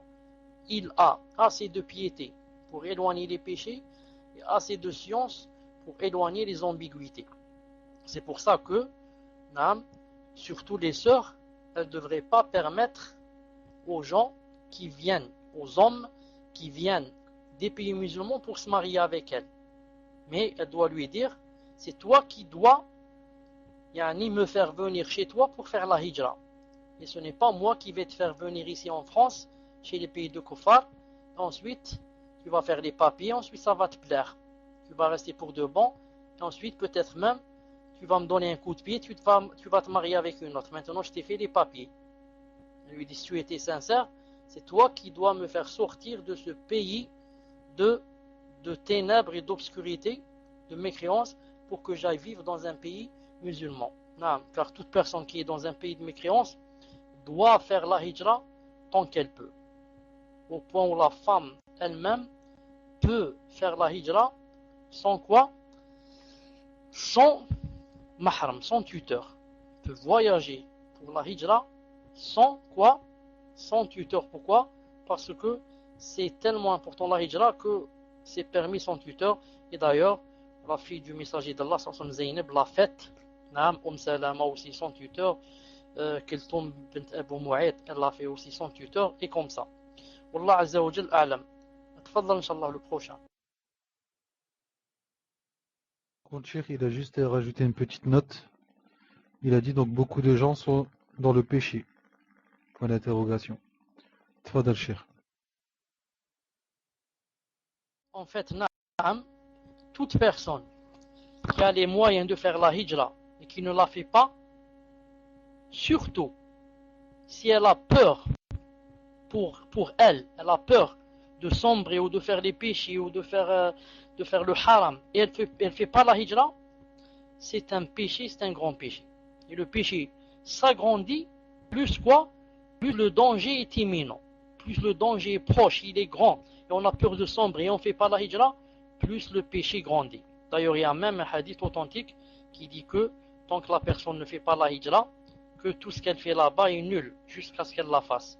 Et alhamdoulilah que les savants ont dit, ça c'est pour le cas où la personne ne veut pas la faire et elle a les moyens. Quant à la personne qui n'a pas les moyens, bien sûr, il faudrait au moins qu'elle fasse l'intention dans le cœur de la faire dès que l'occasion se présente. Bi'idhnillahi azza wa jal.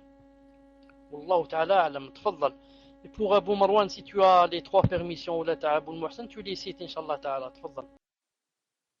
Naam. Assalamu alaikum wa rahmatullah. Cheikh, normalement, vous devez m'entendre. Donc, juste tu l'es, Cheikh Mohsin Al-Abbad, dans un cours, il expliquait donc ce que vous avez dit, qu'il y a la base et que chaque règle elle a une exception. Et que la base, c'est que le musulman, il vit chez les musulmans. Le musulman, il ne vit pas chez les mécréants. Et comme il y a toujours une exception, et ben l'exception, c'est, premièrement, si le musulman il est atteint d'une maladie qui ne se soigne pas dans nos pays musulmans, mais que chez les koufars, ils arrivent à le soigner, alors il est permis à ce musulman de partir vivre chez les mécréants pour se soigner, et il reste chez eux jusqu'à ce qu'il est guéri, et quand il est guéri, il est dans l'obligation de revenir chez les musulmans. Deuxième exemple, c'est par exemple chez les mécréants, ils ont une science, mais science de la dunya, hein, que les musulmans ne connaissent pas ou ne maîtrisent pas. Eh ben, le musulman, il a le droit d'aller, par exemple, à l'université chez les koufars. Il va apprendre à construire des routes, des autoroutes, des ponts, des centrales nucléaires, centrales électriques, des barrages, toutes ces choses-là. Il va aller chez les koufars, il va apprendre la science de cette dunya que chez nous, les musulmans, on l'a pas. Et après, dès qu'il aura acquis cette science, il va revenir chez les musulmans pour qu'après, chez les musulmans, nous, on va faire des centrales hydrauliques, centrales électriques. Il va ramener sa science. Et le troisième, c'est la da'wa. Mais après, le cheikh, il mettait des conditions. Il dit, ben, pour faire la da'wa, il faut déjà soi-même avoir de la science. Et pour soi-même avoir de la science, il faut déjà avoir fait talab al-ilm, etc., etc. Donc, c'est pas tout le monde qui va dire, je vais aller chez les koufars pour faire la da'wa. Puisque pour faire la da'wa, déjà, il y a les conditions de la personne qui fait la da'wa et les conditions de la da'wa. Khair, Inch'Allah. Barakallahu fik, cheikh. Salam alaikum.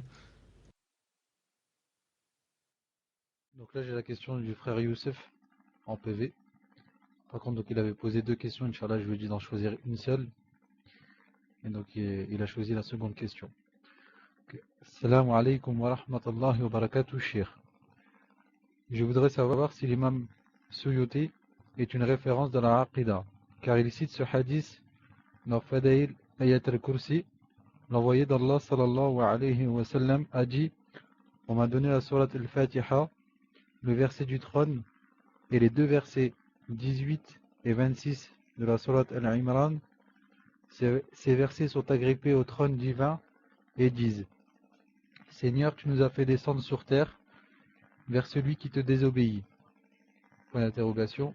Dieu leur dit: je vous ai conçu en sorte que chaque fois que l'un de mes serviteurs vous récite à la fin de chaque prière, je lui donne le paradis comme lieu de séjour.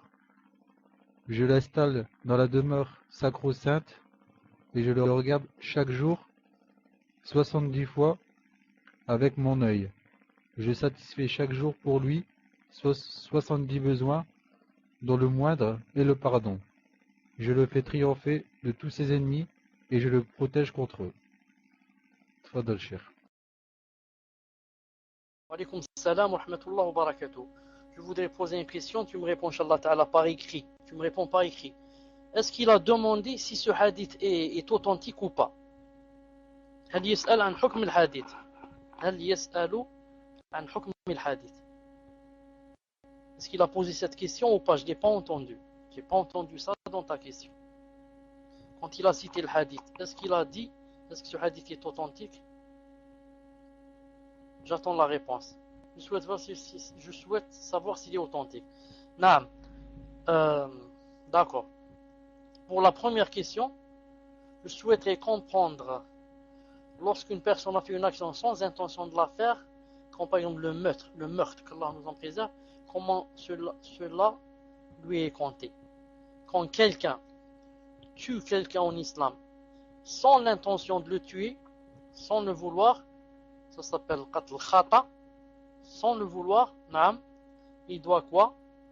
Il doit, comme vous devez le savoir, affranchir un esclave, naam, ou bien il doit, parce que maintenant peut-être il n'y a pas cela, il doit jeûner 2 mois consécutifs. Ça, pour avoir tué quelqu'un sans le vouloir. Alors si c'est en le voulant, c'est pas la peine de dire c'est quoi son châtiment. Si c'est sans le vouloir, il doit jeûner 2 mois consécutifs et payer une diya qui est de 100 chamelles. Imaginez une chamelle, féminin chameau, une chamelle, combien qu'elle coûte? Non, combien qu'elle coûte? Qu'est-ce que ça veut dire 200 chamelles? Mais alhamdoulilah, en islam, ce n'est pas lui qui doit donner ça, mais toute sa tribu qui l'aide et sa famille. Ça. Maintenant, certains ont dit ça rentre à l'intérieur, l'assurance, etc., hein, qui paye à sa place. طيب, c'est en ce qui concerne quelqu'un qui a tué quelqu'un sans le vouloir. Allah Azza wa Jal sait si cette personne a tué vraiment sans le vouloir. Dans ce cas, bien sûr, elle n'a pas de péché, mais elle doit faire ce qu'on a cité maintenant. Elle doit faire ce qu'on a cité maintenant. C'est-à-dire faire la compensation de 2 mois de jeûne consécutif et payer les 100 chameaux. Ensuite, en ce qui concerne l'imam Suyuti rahimahullah, en ce qui concerne, il n'est pas une référence dans la aqidah. Il n'est pas une référence dans la aqidah. Je répète, il n'est pas une référence dans la aqidah. Quant au hadith qui vient d'être cité ici, ce hadith n'est pas authentique. Ce hadith est un hadith غير صحيح. Ce hadith n'est pas un hadith authentique. نعم. والله عز وجل أعلم. تفضل إن شاء الله le suivant. Donc là c'est Abu Abderrahman. Abu Abderrahman, posez la question Inch'Allah. On vous a enlevé la raid. Vous l'avez envoyé où à Abu Abderrahman?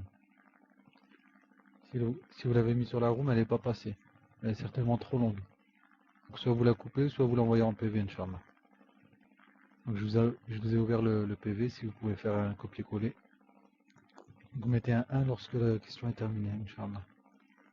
La question est terminée, Abu Abderrahman. Copiez complètement la question et envoyez-la en PV. Ça sera plus rapide, Inch'Allah. Je vous ai ouvert le PV. Abu Wassim, Akhi, pose ta question, Inch'Allah, pour éviter de perdre du temps. Je t'enverrai de Akhi. Non, donc c'est bon, j'ai reçu la question de Abu Abderrahman. Assalamu alaikum, Cheikh. Qu'Allah subhanahu wa ta'ala vous rajoute de la science. Amin. Une sœur demande, il y a des personnes qui traitent les gouvernements de kuffar en disant qu'ils ne gèrent pas selon les lois d'Allah subhanahu wa ta'ala. Et quand on leur dit que cela c'est du takfir, ils répondent qu'on a une mauvaise aqidah. Et quand on leur demande leurs preuves, ils disent que c'est eux qui ont raison car ils possèdent des livres de savants reconnus achetés directement d'Arabie Saoudite. Est-ce vrai que les livres achetés en Arabie sont filtrés par le gouvernement avant d'être vendus en France? Donc si cela est vrai, avons-nous la bonne aqidah et comment se procurer les bons livres? Jazakallahu khayran. Tfadal Cheikh. Wa alaykum salam wa rahmatullahi wa barakatuh. Fi saut. Alhamdulillah. Je dis à cette sœur qui paraît, Wallahu ta'ala a'lam, qu'elle est nouvelle. Qu'elle est nouvelle, car elle s'est étonnée de ce que lui ont dit les takfiriyoun. Car c'est une preuve qu'elle est nouvelle et elle ne connaît pas les takfiriyoun. Les takfiriyoun, ma sœur, te diront que ce sont les seuls qui vont aller au paradis. Les grands savants, pour eux, il n'y en a pas. Il n'y a pas de savants, ils sont terminés. Le messager d'Allah sallallahu alayhi wa sallam a dit que tous les 100 ans, Allah Ta'ala enverrait quelqu'un qui renouvellerait le din, la religion. Eux, ils disent qu'il n'y a plus de savants. Tous les savants, Cheikh Al-Albani, Cheikh Ibn Uthaymin, Cheikh Ben Baz, Cheikh Al-Haydan, Cheikh Al-Fawzan, tout cela, ce sont des mécréants. Qu'Allah Ta'ala les maudisse. Qu'Allah Ta'ala les maudisse. Qu'Allah Ta'ala les maudisse. Ces gens-là qui sèment le trouble et le désordre et la fitna. Et que le messager d'Allah a dit, ce sont les chiens de l'enfer. En fait, vous avez remarqué, ils ne cessent d'aboyer du matin au soir, Tarot, Tarot, Tarot, Tarot, Tarot, du matin au soir. Tarot, Tarot, Tarot. Pour eux, la charia et l'islam, c'est seulement quoi? C'est seulement gouverner avec les lois d'Allah. Subhanallah al-Azim. C'est ça l'islam chez eux. L'islam, si jamais on fouette quelqu'un qui a fait, par exemple, qui a parlé sur une autre personne qui l'a accusé d'adultère, 80 coups de fouet, ou bien, on fouette 100, ou bien on coupe la main au voleur, ou bien on lapide celui qui a fait la fornication, masha'Allah, on a appliqué la charia. Et ces ignorants, ces juhal ne savent pas que la aqidah est beaucoup plus importante que la charia en islam. Naam. Couper la main, etc., ce n'est pas un but en soi. C'est pour protéger la aqidah Quand tu as la aqidah, la vraie, celle du messager d'Allah, celle de son compagnon, là viendra la sharia. Pourquoi? Pour que personne ne puisse toucher à cette aqidah. Celui qui vole, on lui coupe la main. Celui qui fait ça, mais c'est ça le vrai islam. Ce n'est pas seulement juger et couper les mains. Pour eux, c'est ça l'islam, c'est tout. Celui qui ne juge pas avec ça, c'est un kafir. Alors eux-mêmes, ils oublient quoi? Ils oublient que ça s'applique contre eux. Parce que eux-mêmes ne jugent pas avec l'islam. Eux-mêmes, ils ne jugent pas avec l'islam. Le premier jugement qu'ils ne jugent pas avec l'islam, c'est qu'ils exhortent les gens à aller à la guerre sainte et au djihad, à se révolter contre les gouvernants, et ils ne font pas la guerre, eux.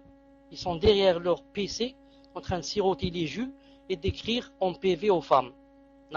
D'écrire en PV comment vas-tu, ceci, cela.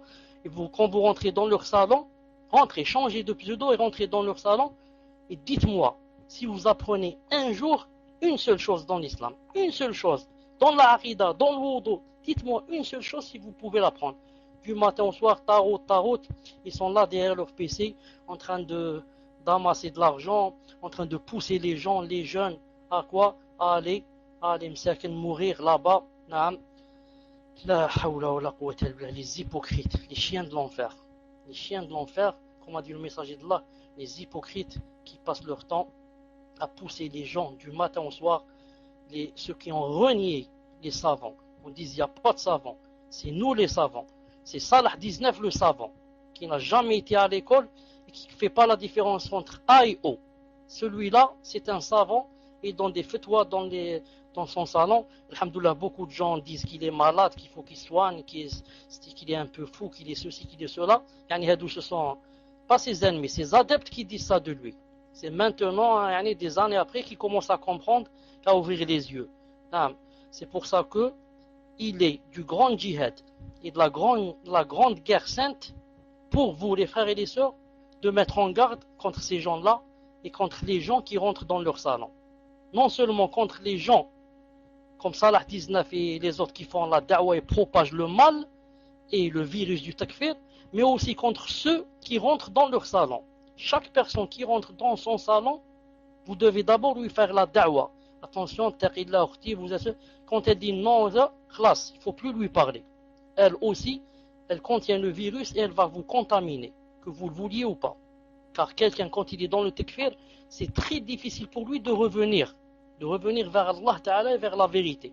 Il a le cœur scellé, les yeux pleins de poussière, il ne peut plus rien voir. On lui a dit, c'est toi qui vas être demain au paradis avec les messagers et les martyrs et les vertueux et les pieux prédécesseurs. Tout le monde est kafir, sauf toi le musulman. Tout le monde est dans Jahannam, sauf toi au paradis. Alors, khlas, il ne peut plus revenir marche arrière.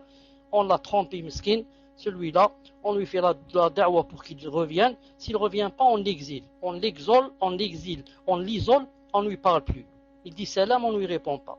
On le voit dans la rue, on tourne de l'autre côté. Pourquoi? Khlas, c'est devenu un adepte des takfiriyin, des khawarij. C'est un virus, il faut s'éloigner pour ne pas être contagié et il faut le détester en Allah Azza wa Jal. En Allah Azza wa Jal. Al-Muhim, voilà ce que je voulais dire. Donc ceux-là, il ne faut pas perdre le temps avec eux. Ceux-là, il ne faut pas perdre le temps avec eux. Eux, ils sont en train de piétiner. Ils piétinent. Du matin au soir, tarot. Ils n'apprennent pas. Un tour, alhamdoulilah. Chaque cours, vous apprenez des choses nouvelles. Chaque cours, vous apprenez des noms d'Allah Azza wa Jal. Chaque cours, vous apprenez comment faire le siyam, comment faire ceci, comment faire cela, comment on peut faire ceci. Ceci haram, ceci halal. Masha'Allah, Allah Ta'ala vous a voulu du bien. Allah Ta'ala vous a guidé, vous a aidé. Il faut le remercier jour et nuit. Il faut le remercier. Ne perdez pas vos temps dans les salons de takfir, dans les salons d'innovation, dans les salons de virus, les salons de mal, les salons qui font fuir les gens, les salons qui donnent une mauvaise image de l'islam, les salons qui amochissent l'islam, les salons qui font fuir les gens. Ne perdez pas votre temps avec ceux-là. Laissez-les parler, aboyer comme des chiens et apprenez le ilm et avancez. Barakallahu fikum. تفضل إن شاء الله prochain سؤال. Donc là on passe à InSpeak, Inch'Allah. Donc j'ai la question en PV. Alors, Salam alaykoum cheikh. Allah vous récompense pour tous les cours donnés. Amin. Ma question est, une femme a-t-elle le droit de demander le divorce à son mari car il est stérile? Cela fait presque 3 ans que l'on est marié et toujours pas d'enfant. D'après les médecins, il a une faible fertilité, donc très peu de chances de tomber enceinte. Et qu'il se peut que ce soit de suite comme jamais. C'est-à-dire, ça se peut que aujourd'hui elle tombe enceinte, comme il se peut que jamais elle tombe enceinte. Mon mari me dit que je n'ai pas le droit de divorcer car il n'est pas totalement stérile à 100%. Donc la question, ai-je le droit? Barakallahu fik. Tfadal Cheikh. لو سمحت لو سمحت الأخ, c'est quoi la dernière phrase?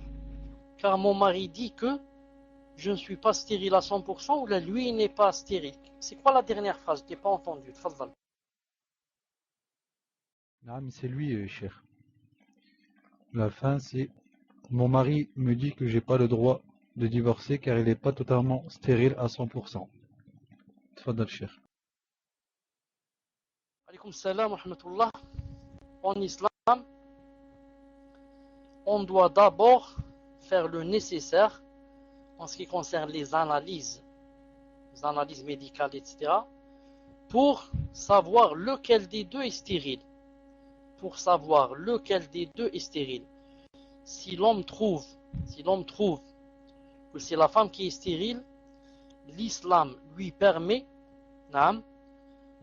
de se remarier avec une autre.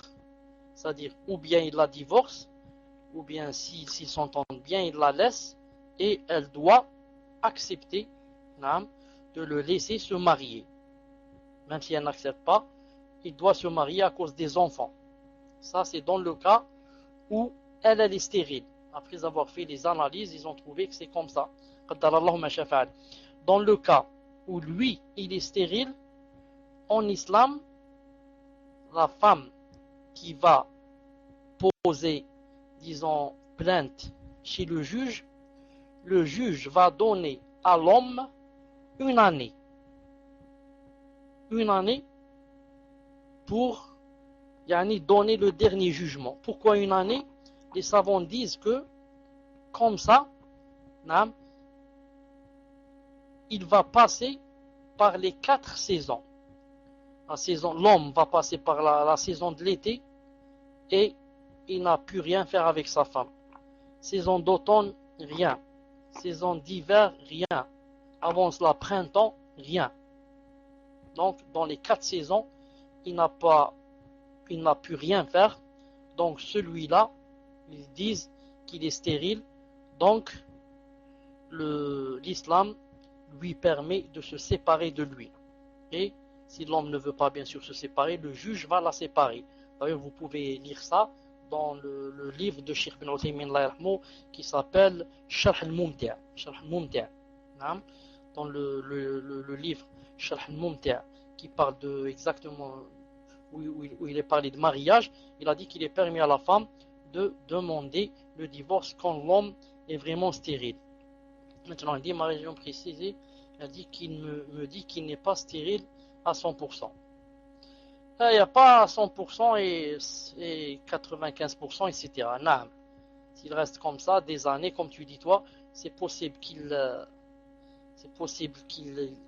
donne des enfants, c'est possible qu'il n'en ait pas. Non. Parce qu'il est malade peut-être à 90%, 95%. Non. C'est pour ça que en islam, la femme, il lui est permis de demander la séparation à cause des enfants, car les enfants, c'est quelque chose, pas de banal. Avoir des enfants, tout le monde voudrait avoir des enfants. Toutes les mères, toutes les femmes voudraient être mères et avoir au moins un enfant. Et tous les hommes voudraient laisser des enfants derrière eux, la progéniture. C'est pour ça qu'en islam, le fait d'être stérile est une cause pour le conjoint de demander la séparation. Wallahu azza wa jal a'lam. Donc là, c'est Abu Wassim. Salam alaykoum cheikh. La dernière fois, vous aviez dit que la personne qui fait la hijra, tous ses péchés sont pardonnés. Qu'en est-il de la dette Et peut-on faire la hijra sans le consentement des parents? Tfadal Cheikh. Wa alaykoum salam wa rahmatullahi wa barakatuh. Le hadith qui dit que la personne, quand elle fait la hijra, naam, tout est pardonné, cela veut dire tout est pardonné ce qu'il y a entre cette personne et Allah Ta'ala. Mais s'il y a des choses entre nous et des personnes, par exemple, on est endetté, on doit payer sa dette. Par exemple, on a volé une montre à quelqu'un, on doit la lui rendre avant de faire la hijra. Et comme ça, Allah Ta'ala annule tous les péchés qu'il y a entre toi et lui. Entre les gens, c'est toujours entre vous. Il faut que vous pardonniez. Naam. Quant à l'autre question, c'était quoi? Qu'est-ce qu'elle a dit encore? Je me rappelle pas de la fin. Il y avait autre chose dont je me rappelle pas. Tfadal. La fin de la question, c'est peut-on faire la hijra sans le consentement des parents? Tfadal Cheikh. Naam. Les savants ont dit on peut le faire, on peut la faire sans le consentement des parents. C'est comme le hajj. On peut le faire sans le consentement des parents. C'est comme la salat. On l'a fait sans demander aux parents. De préférence, avant de faire la hijra, on leur demande. On leur fait savoir, etc. Maintenant, s'ils veulent pas, surtout si je sais que je suis dans la fitna et que si je ne sors pas, je vais sombrer, alors il ne m'est plus permis d'y rester, même si mes parents ne sont pas d'accord pour la hijra. Les parents n'ont rien à voir avec une chose qui est obligatoire et qui rentre dans l'obéissance d'Allah Azza wa Jal. Tfadal. Ça fait Rose Dilimi. Est-ce que vous êtes là, Inch'Allah? Donc posez la question, Inch'Allah. Mais cher, je vous rappelle, Inch'Allah, qu'il est 23h03. Est-ce que votre question est prête, Firouz Dilimi? Donc on passe à Ubaydallah. Posez la question, Inch'Allah. Salam alaikum, Sheikhana. Je voudrais tout d'abord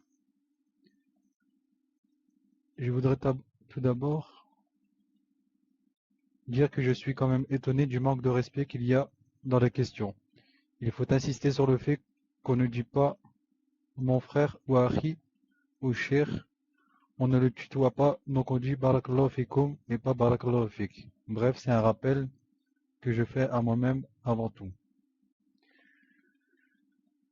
Je ne veux blesser personne, ce rappel englobe les admins et les élèves. Ma question est la suivante. Une sœur doute sur le fait que son père puisse l'avoir sans hijab, et donc sur le fait qu'il soit son mahram à cause de 3 choses. Premièrement, son père est un kafir, et sa mère est algérienne. Quand elle l'a épousé, ils étaient sans religion, et est resté comme ça.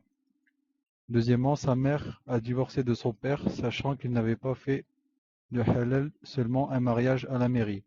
Troisièmement, sa mère s'était mariée sans consentement de ses parents et il n'y avait pas de dot pour le mariage. Voilà, jazakumullahu khayran de nous éclairer sur le fait qu'elle puisse ou pas enlever son hijab devant son père. Tfadal Cheikh. Wa alaykoum salam wa rahmatullahi wa barakatuh. Attendez une seconde, Inch'Allah Ta'ala, je suis en train de relire la question. Naam. Wa alaykoum salam wa rahmatullahi wa barakatuh. Quand un homme qui est kafir se marie avec une kafira, je dis se marie à la mairie, bien sûr ils font pas le halal, ce sont des kuffars. La fille, leur fille, celui-là c'est son père, comment on dit ça, son père physiologique, là, comment on dit ça, j'ai oublié. Al-Muhim, c'est son père et il peut se dévoiler devant lui, biologique, naam, subhanallah. Celui-là, pas celui de la question de la sœur, celui dont j'ai parlé, quand c'est un kafir et elle, c'est une kafira, leur mariage, chez Allah Ta'ala, il est reconnu et leurs enfants, ce sont leurs enfants et la fille, elle se découvre devant son père, subhanallah al-azim. C'est pour ça que le messager d'Allah sallallahu alayhi wa sallam n'a jamais demandé aux kuffars qui sont rentrés en islam de refaire le mariage. Il n'a jamais demandé aux kuffars quand ils rentrent en islam, il va leur dire aller refaire le mariage chez l'imam. Jamais. Mais le musulman, s'il fait une faute et il manque à une condition, par exemple dans son mariage, il doit refaire son mariage. Subhanallah. Donc ici, la musulmane s'est mariée avec un kafir. Or ce mariage n'est pas reconnu chez Allah subhanahu wa ta'ala. C'est pour ça que la fille doit se voiler devant ce père biologique. Parce que ce n'est pas un mariage reconnu. Ce n'est pas un mariage reconnu. Et la fille ici n'est pas la fille de cet homme. C'est seulement son père biologique. Ce n'est pas son père, le vrai père. Mais elle est la fille de sa mère. Et elle doit, bi'idna ta'ala, se voiler devant son père. Car son mariage n'est pas un mariage reconnu par Allah Azza wa Jal. Car ce n'est même pas un mariage de kuffar avec kuffar. Mais c'est kafir avec musulman. C'est plus grave. Naam. Allah Azza wa Jal a'lam. Tfadlal, on ajoute une ou deux réponses.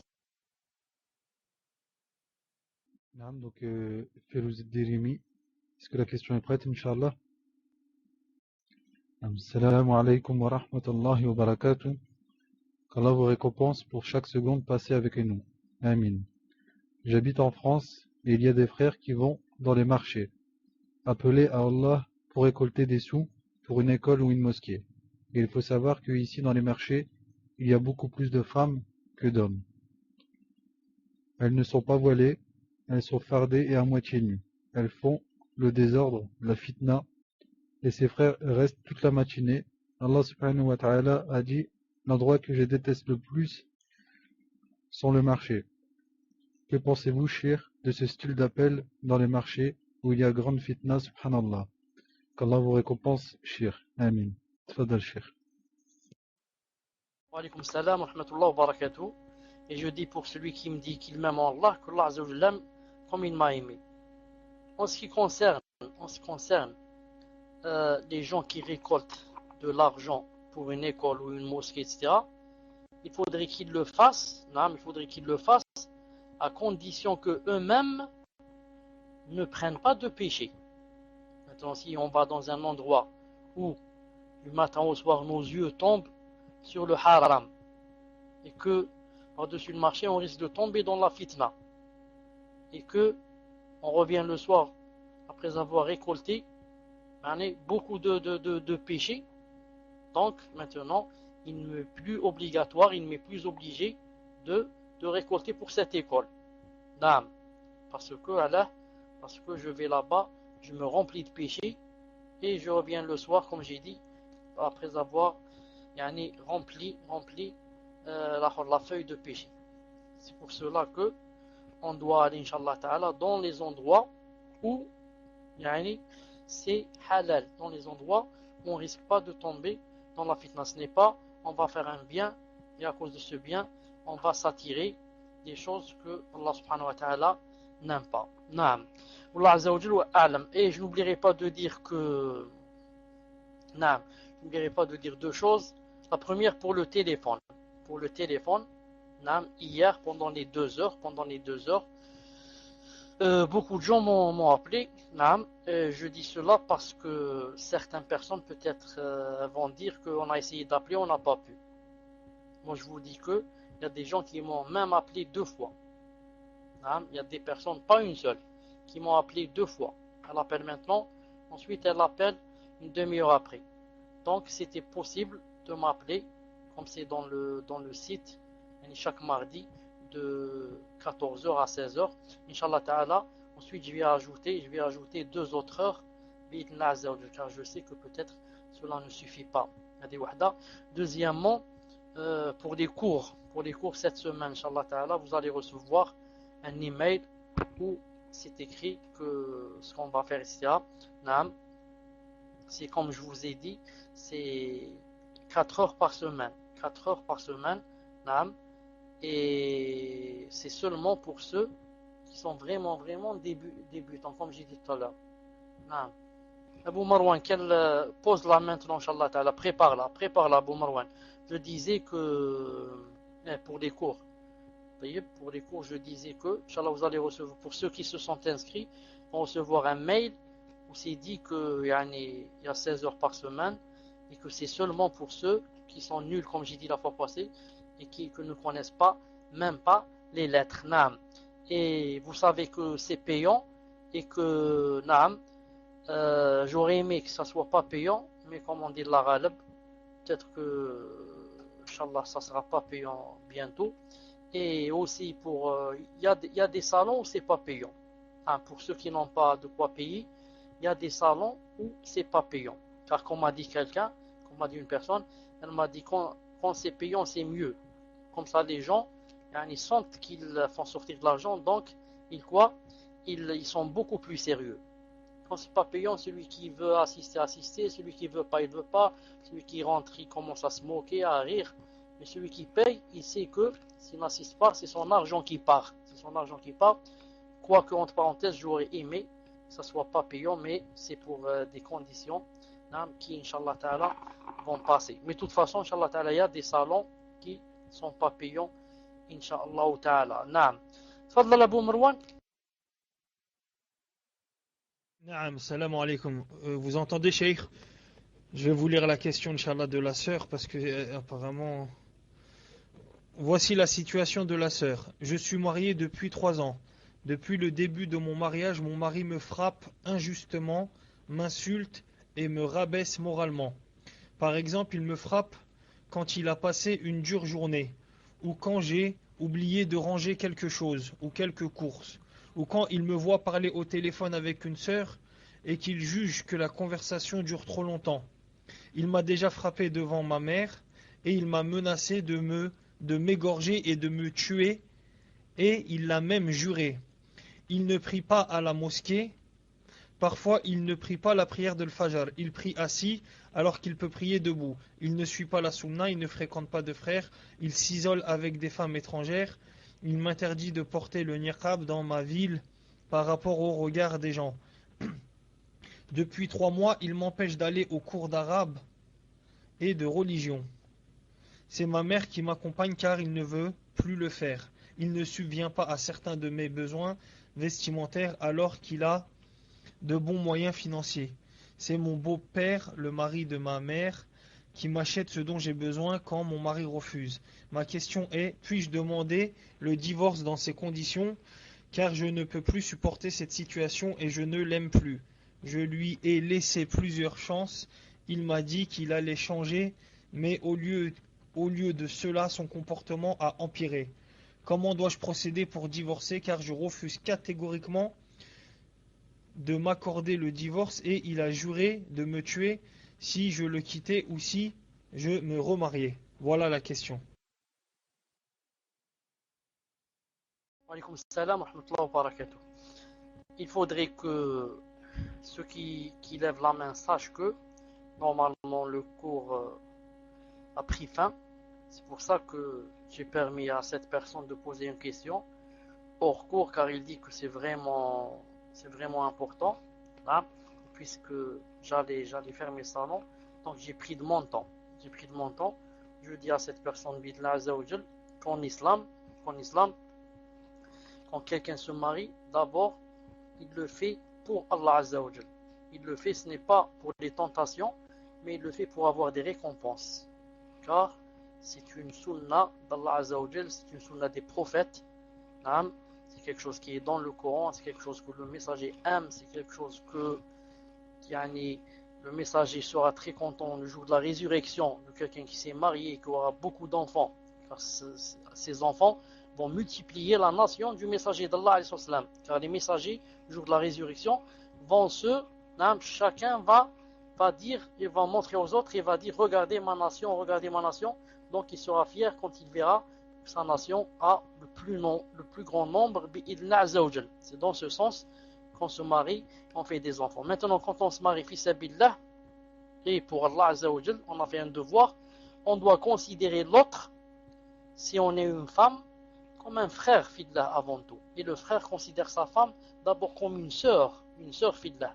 Ce n'est pas seulement une poupée avec laquelle il fait ses tentations, ensuite il la jette. Non, c'est d'abord une sœur fillah Azzawajal, qui l'aime pour Allah Azzawajal. C'est pour ça que Ali radiallahu ta'ala anhu, qu'est-ce qu'il disait? Il disait, naam, marie-toi avec quelqu'un qui a peur d'Allah. Car s'il t'aime, il va te gâter. Et si jamais il te déteste, il est possible qu'il ne t'aime pas. S'il te déteste, il ne va pas te faire du tort. Pourquoi? Car il a peur d'Allah Azza wa Jal. Mais celui qui n'a pas peur d'Allah Azza wa Jal, naam, si ça ne va pas avec sa femme, ou là il ne l'aime pas, ou là il voit en elle un défaut, là, qu'il peut la frapper, il peut la jeter par terre, la tirer par les cheveux, l'insulter, la gifler, la brûler, et peut-être même l'égorger, astaghfirullah. Naam. Donc Allah Ta'ala dit wa'ashiruhunna bil ma'ruf. Allah Ta'ala dit et comportez-vous bien avec qui? Avec elles. Et une fois certaines femmes sont venues se plaindre au messager d'Allah comme quoi elles ont été frappées. Le messager d'Allah a dit ce jour-là ou ce soir-là, ceux-là, c'est-à-dire ceux qui ont frappé leurs femmes, ne sont pas les meilleurs. Non, ce ne sont pas les meilleurs. Ce n'est pas quand tu frappes ta femme, tu crois que tu es devenu le meilleur, que tu es un homme. Masha'Allah, je suis un homme. J'ai frappé ma femme, elle a peur de moi. Quand je rentre, elle tremble. Elle tremble, là. Elle a tellement peur que, non, ça, ce n'est pas de l'islam. Ça n'a rien à voir avec l'islam. L'islam, quand tu rentres, ta femme sent un grand plaisir, une grande joie de te voir. Non, voilà le pilier qui est venu. Voilà Akhi Fillah qui est venu. J'étais seul. Il est là pour me seconder, pour être avec moi, pour partager mes joies, mes peines. Non, c'est ça l'islam. Donc, en islam, il n'y a pas de tout ça, yani frapper, tirer par les cheveux, c'est tout ça. Elle est libre maintenant si elle veut demander le divorce. C'est beaucoup plus une question familiale que religieuse. La religion lui permet, dans ce qu'elle a cité, de demander de se séparer, surtout après avoir fait, comme a dit le Coran, c'est-à-dire, ils font d'abord une assise, sa famille à elle avec sa famille à lui. Ils font une assise, naam, et lui donnent ce qu'on appelle un avertissement, ou bien un dernier avertissement. Voilà, plusieurs fois, notre fille se plaint comme quoi tu la frappes, etc., tu l'insultes, tu l'injuries, tu lui dis je te tue, je t'égorge, tout ça. Maintenant, on voudrait te donner une dernière occasion. Ou bien, yani, tu te corriges, ou bien, nous, on prend notre fille, bidna azawjal, on ne l'a pas élevée, on ne l'a pas gâtée, et ensuite pour te la donner, pour que tu fasses d'elle comme ça. Notre fille, masha'Allah, elle a été élevée dans un milieu, masha'Allah, elle a été gâtée depuis sa jeunesse, il ne lui manquait rien chez nous, et c'est une sœur convertie, subhanallah al-azim, c'est une sœur convertie. Et sa famille, ils ne sont pas musulmans. Au lieu de dire, c'est une convertie, elle est toute seule abandonnée, avec des kuffars, c'est celle-là que je devrais gâter plus que l'autre, parce que celle-là n'a pas où aller, ses parents sont kuffars, elle a beaucoup plus besoin de moi que n'importe quel autre. Et ensuite, c'est à celle-là que je dois donner le bon exemple, car elle risque de s'apostasier, elle risque de dire, j'étais très bien dans ma mécréance. Et maintenant, je suis rentré en islam, voilà ce qui s'est passé, voilà l'islam, voilà les musulmans, voilà subhanallah al-azim, la hawla wa la quwwata illa billah, subhanahu wa ta'ala al-musta'an, Allah al-musta'an. Donc je dis à cette sœur d'essayer de voir comment réconcilier les choses. Si elle peut pas, inshallah ta'ala, elle voit comment se séparer de cet homme. Allah subhanahu wa ta'ala alam. Je vous donne rendez-vous, inshallah ta'ala, samedi pour la aqida à 21h bi'idhnillah subhanahu wa ta'ala. D'ici là, portez-vous bien et craignez Allah subhanahu wa ta'ala au maximum. Éloignez-vous de ce qu'Allah ta'ala a interdit. Ne passez pas vos temps dans les salons vides, les salons où non seulement on n'apprend rien, mais on recule et on régresse et on baisse de foi. Et sachez que chaque temps que vous perdez dans ces salons, vous en serez questionné demain devant Allah Ta'ala quand il vous dira où vous passiez votre temps. Vous allez dire je passais mon temps à plaisanter, à jouer dans les salons du matin au soir, au lieu de passer mon temps à prendre le Coran et à lire les livres qui sont importants. Et subhanakallahumma bihamdik ashhadu an la ilaha illa ant astaghfiruka wa atubu ilayk. à samedi, Inch'Allah. وآخر دعوانا الحمد لله رب العالمين.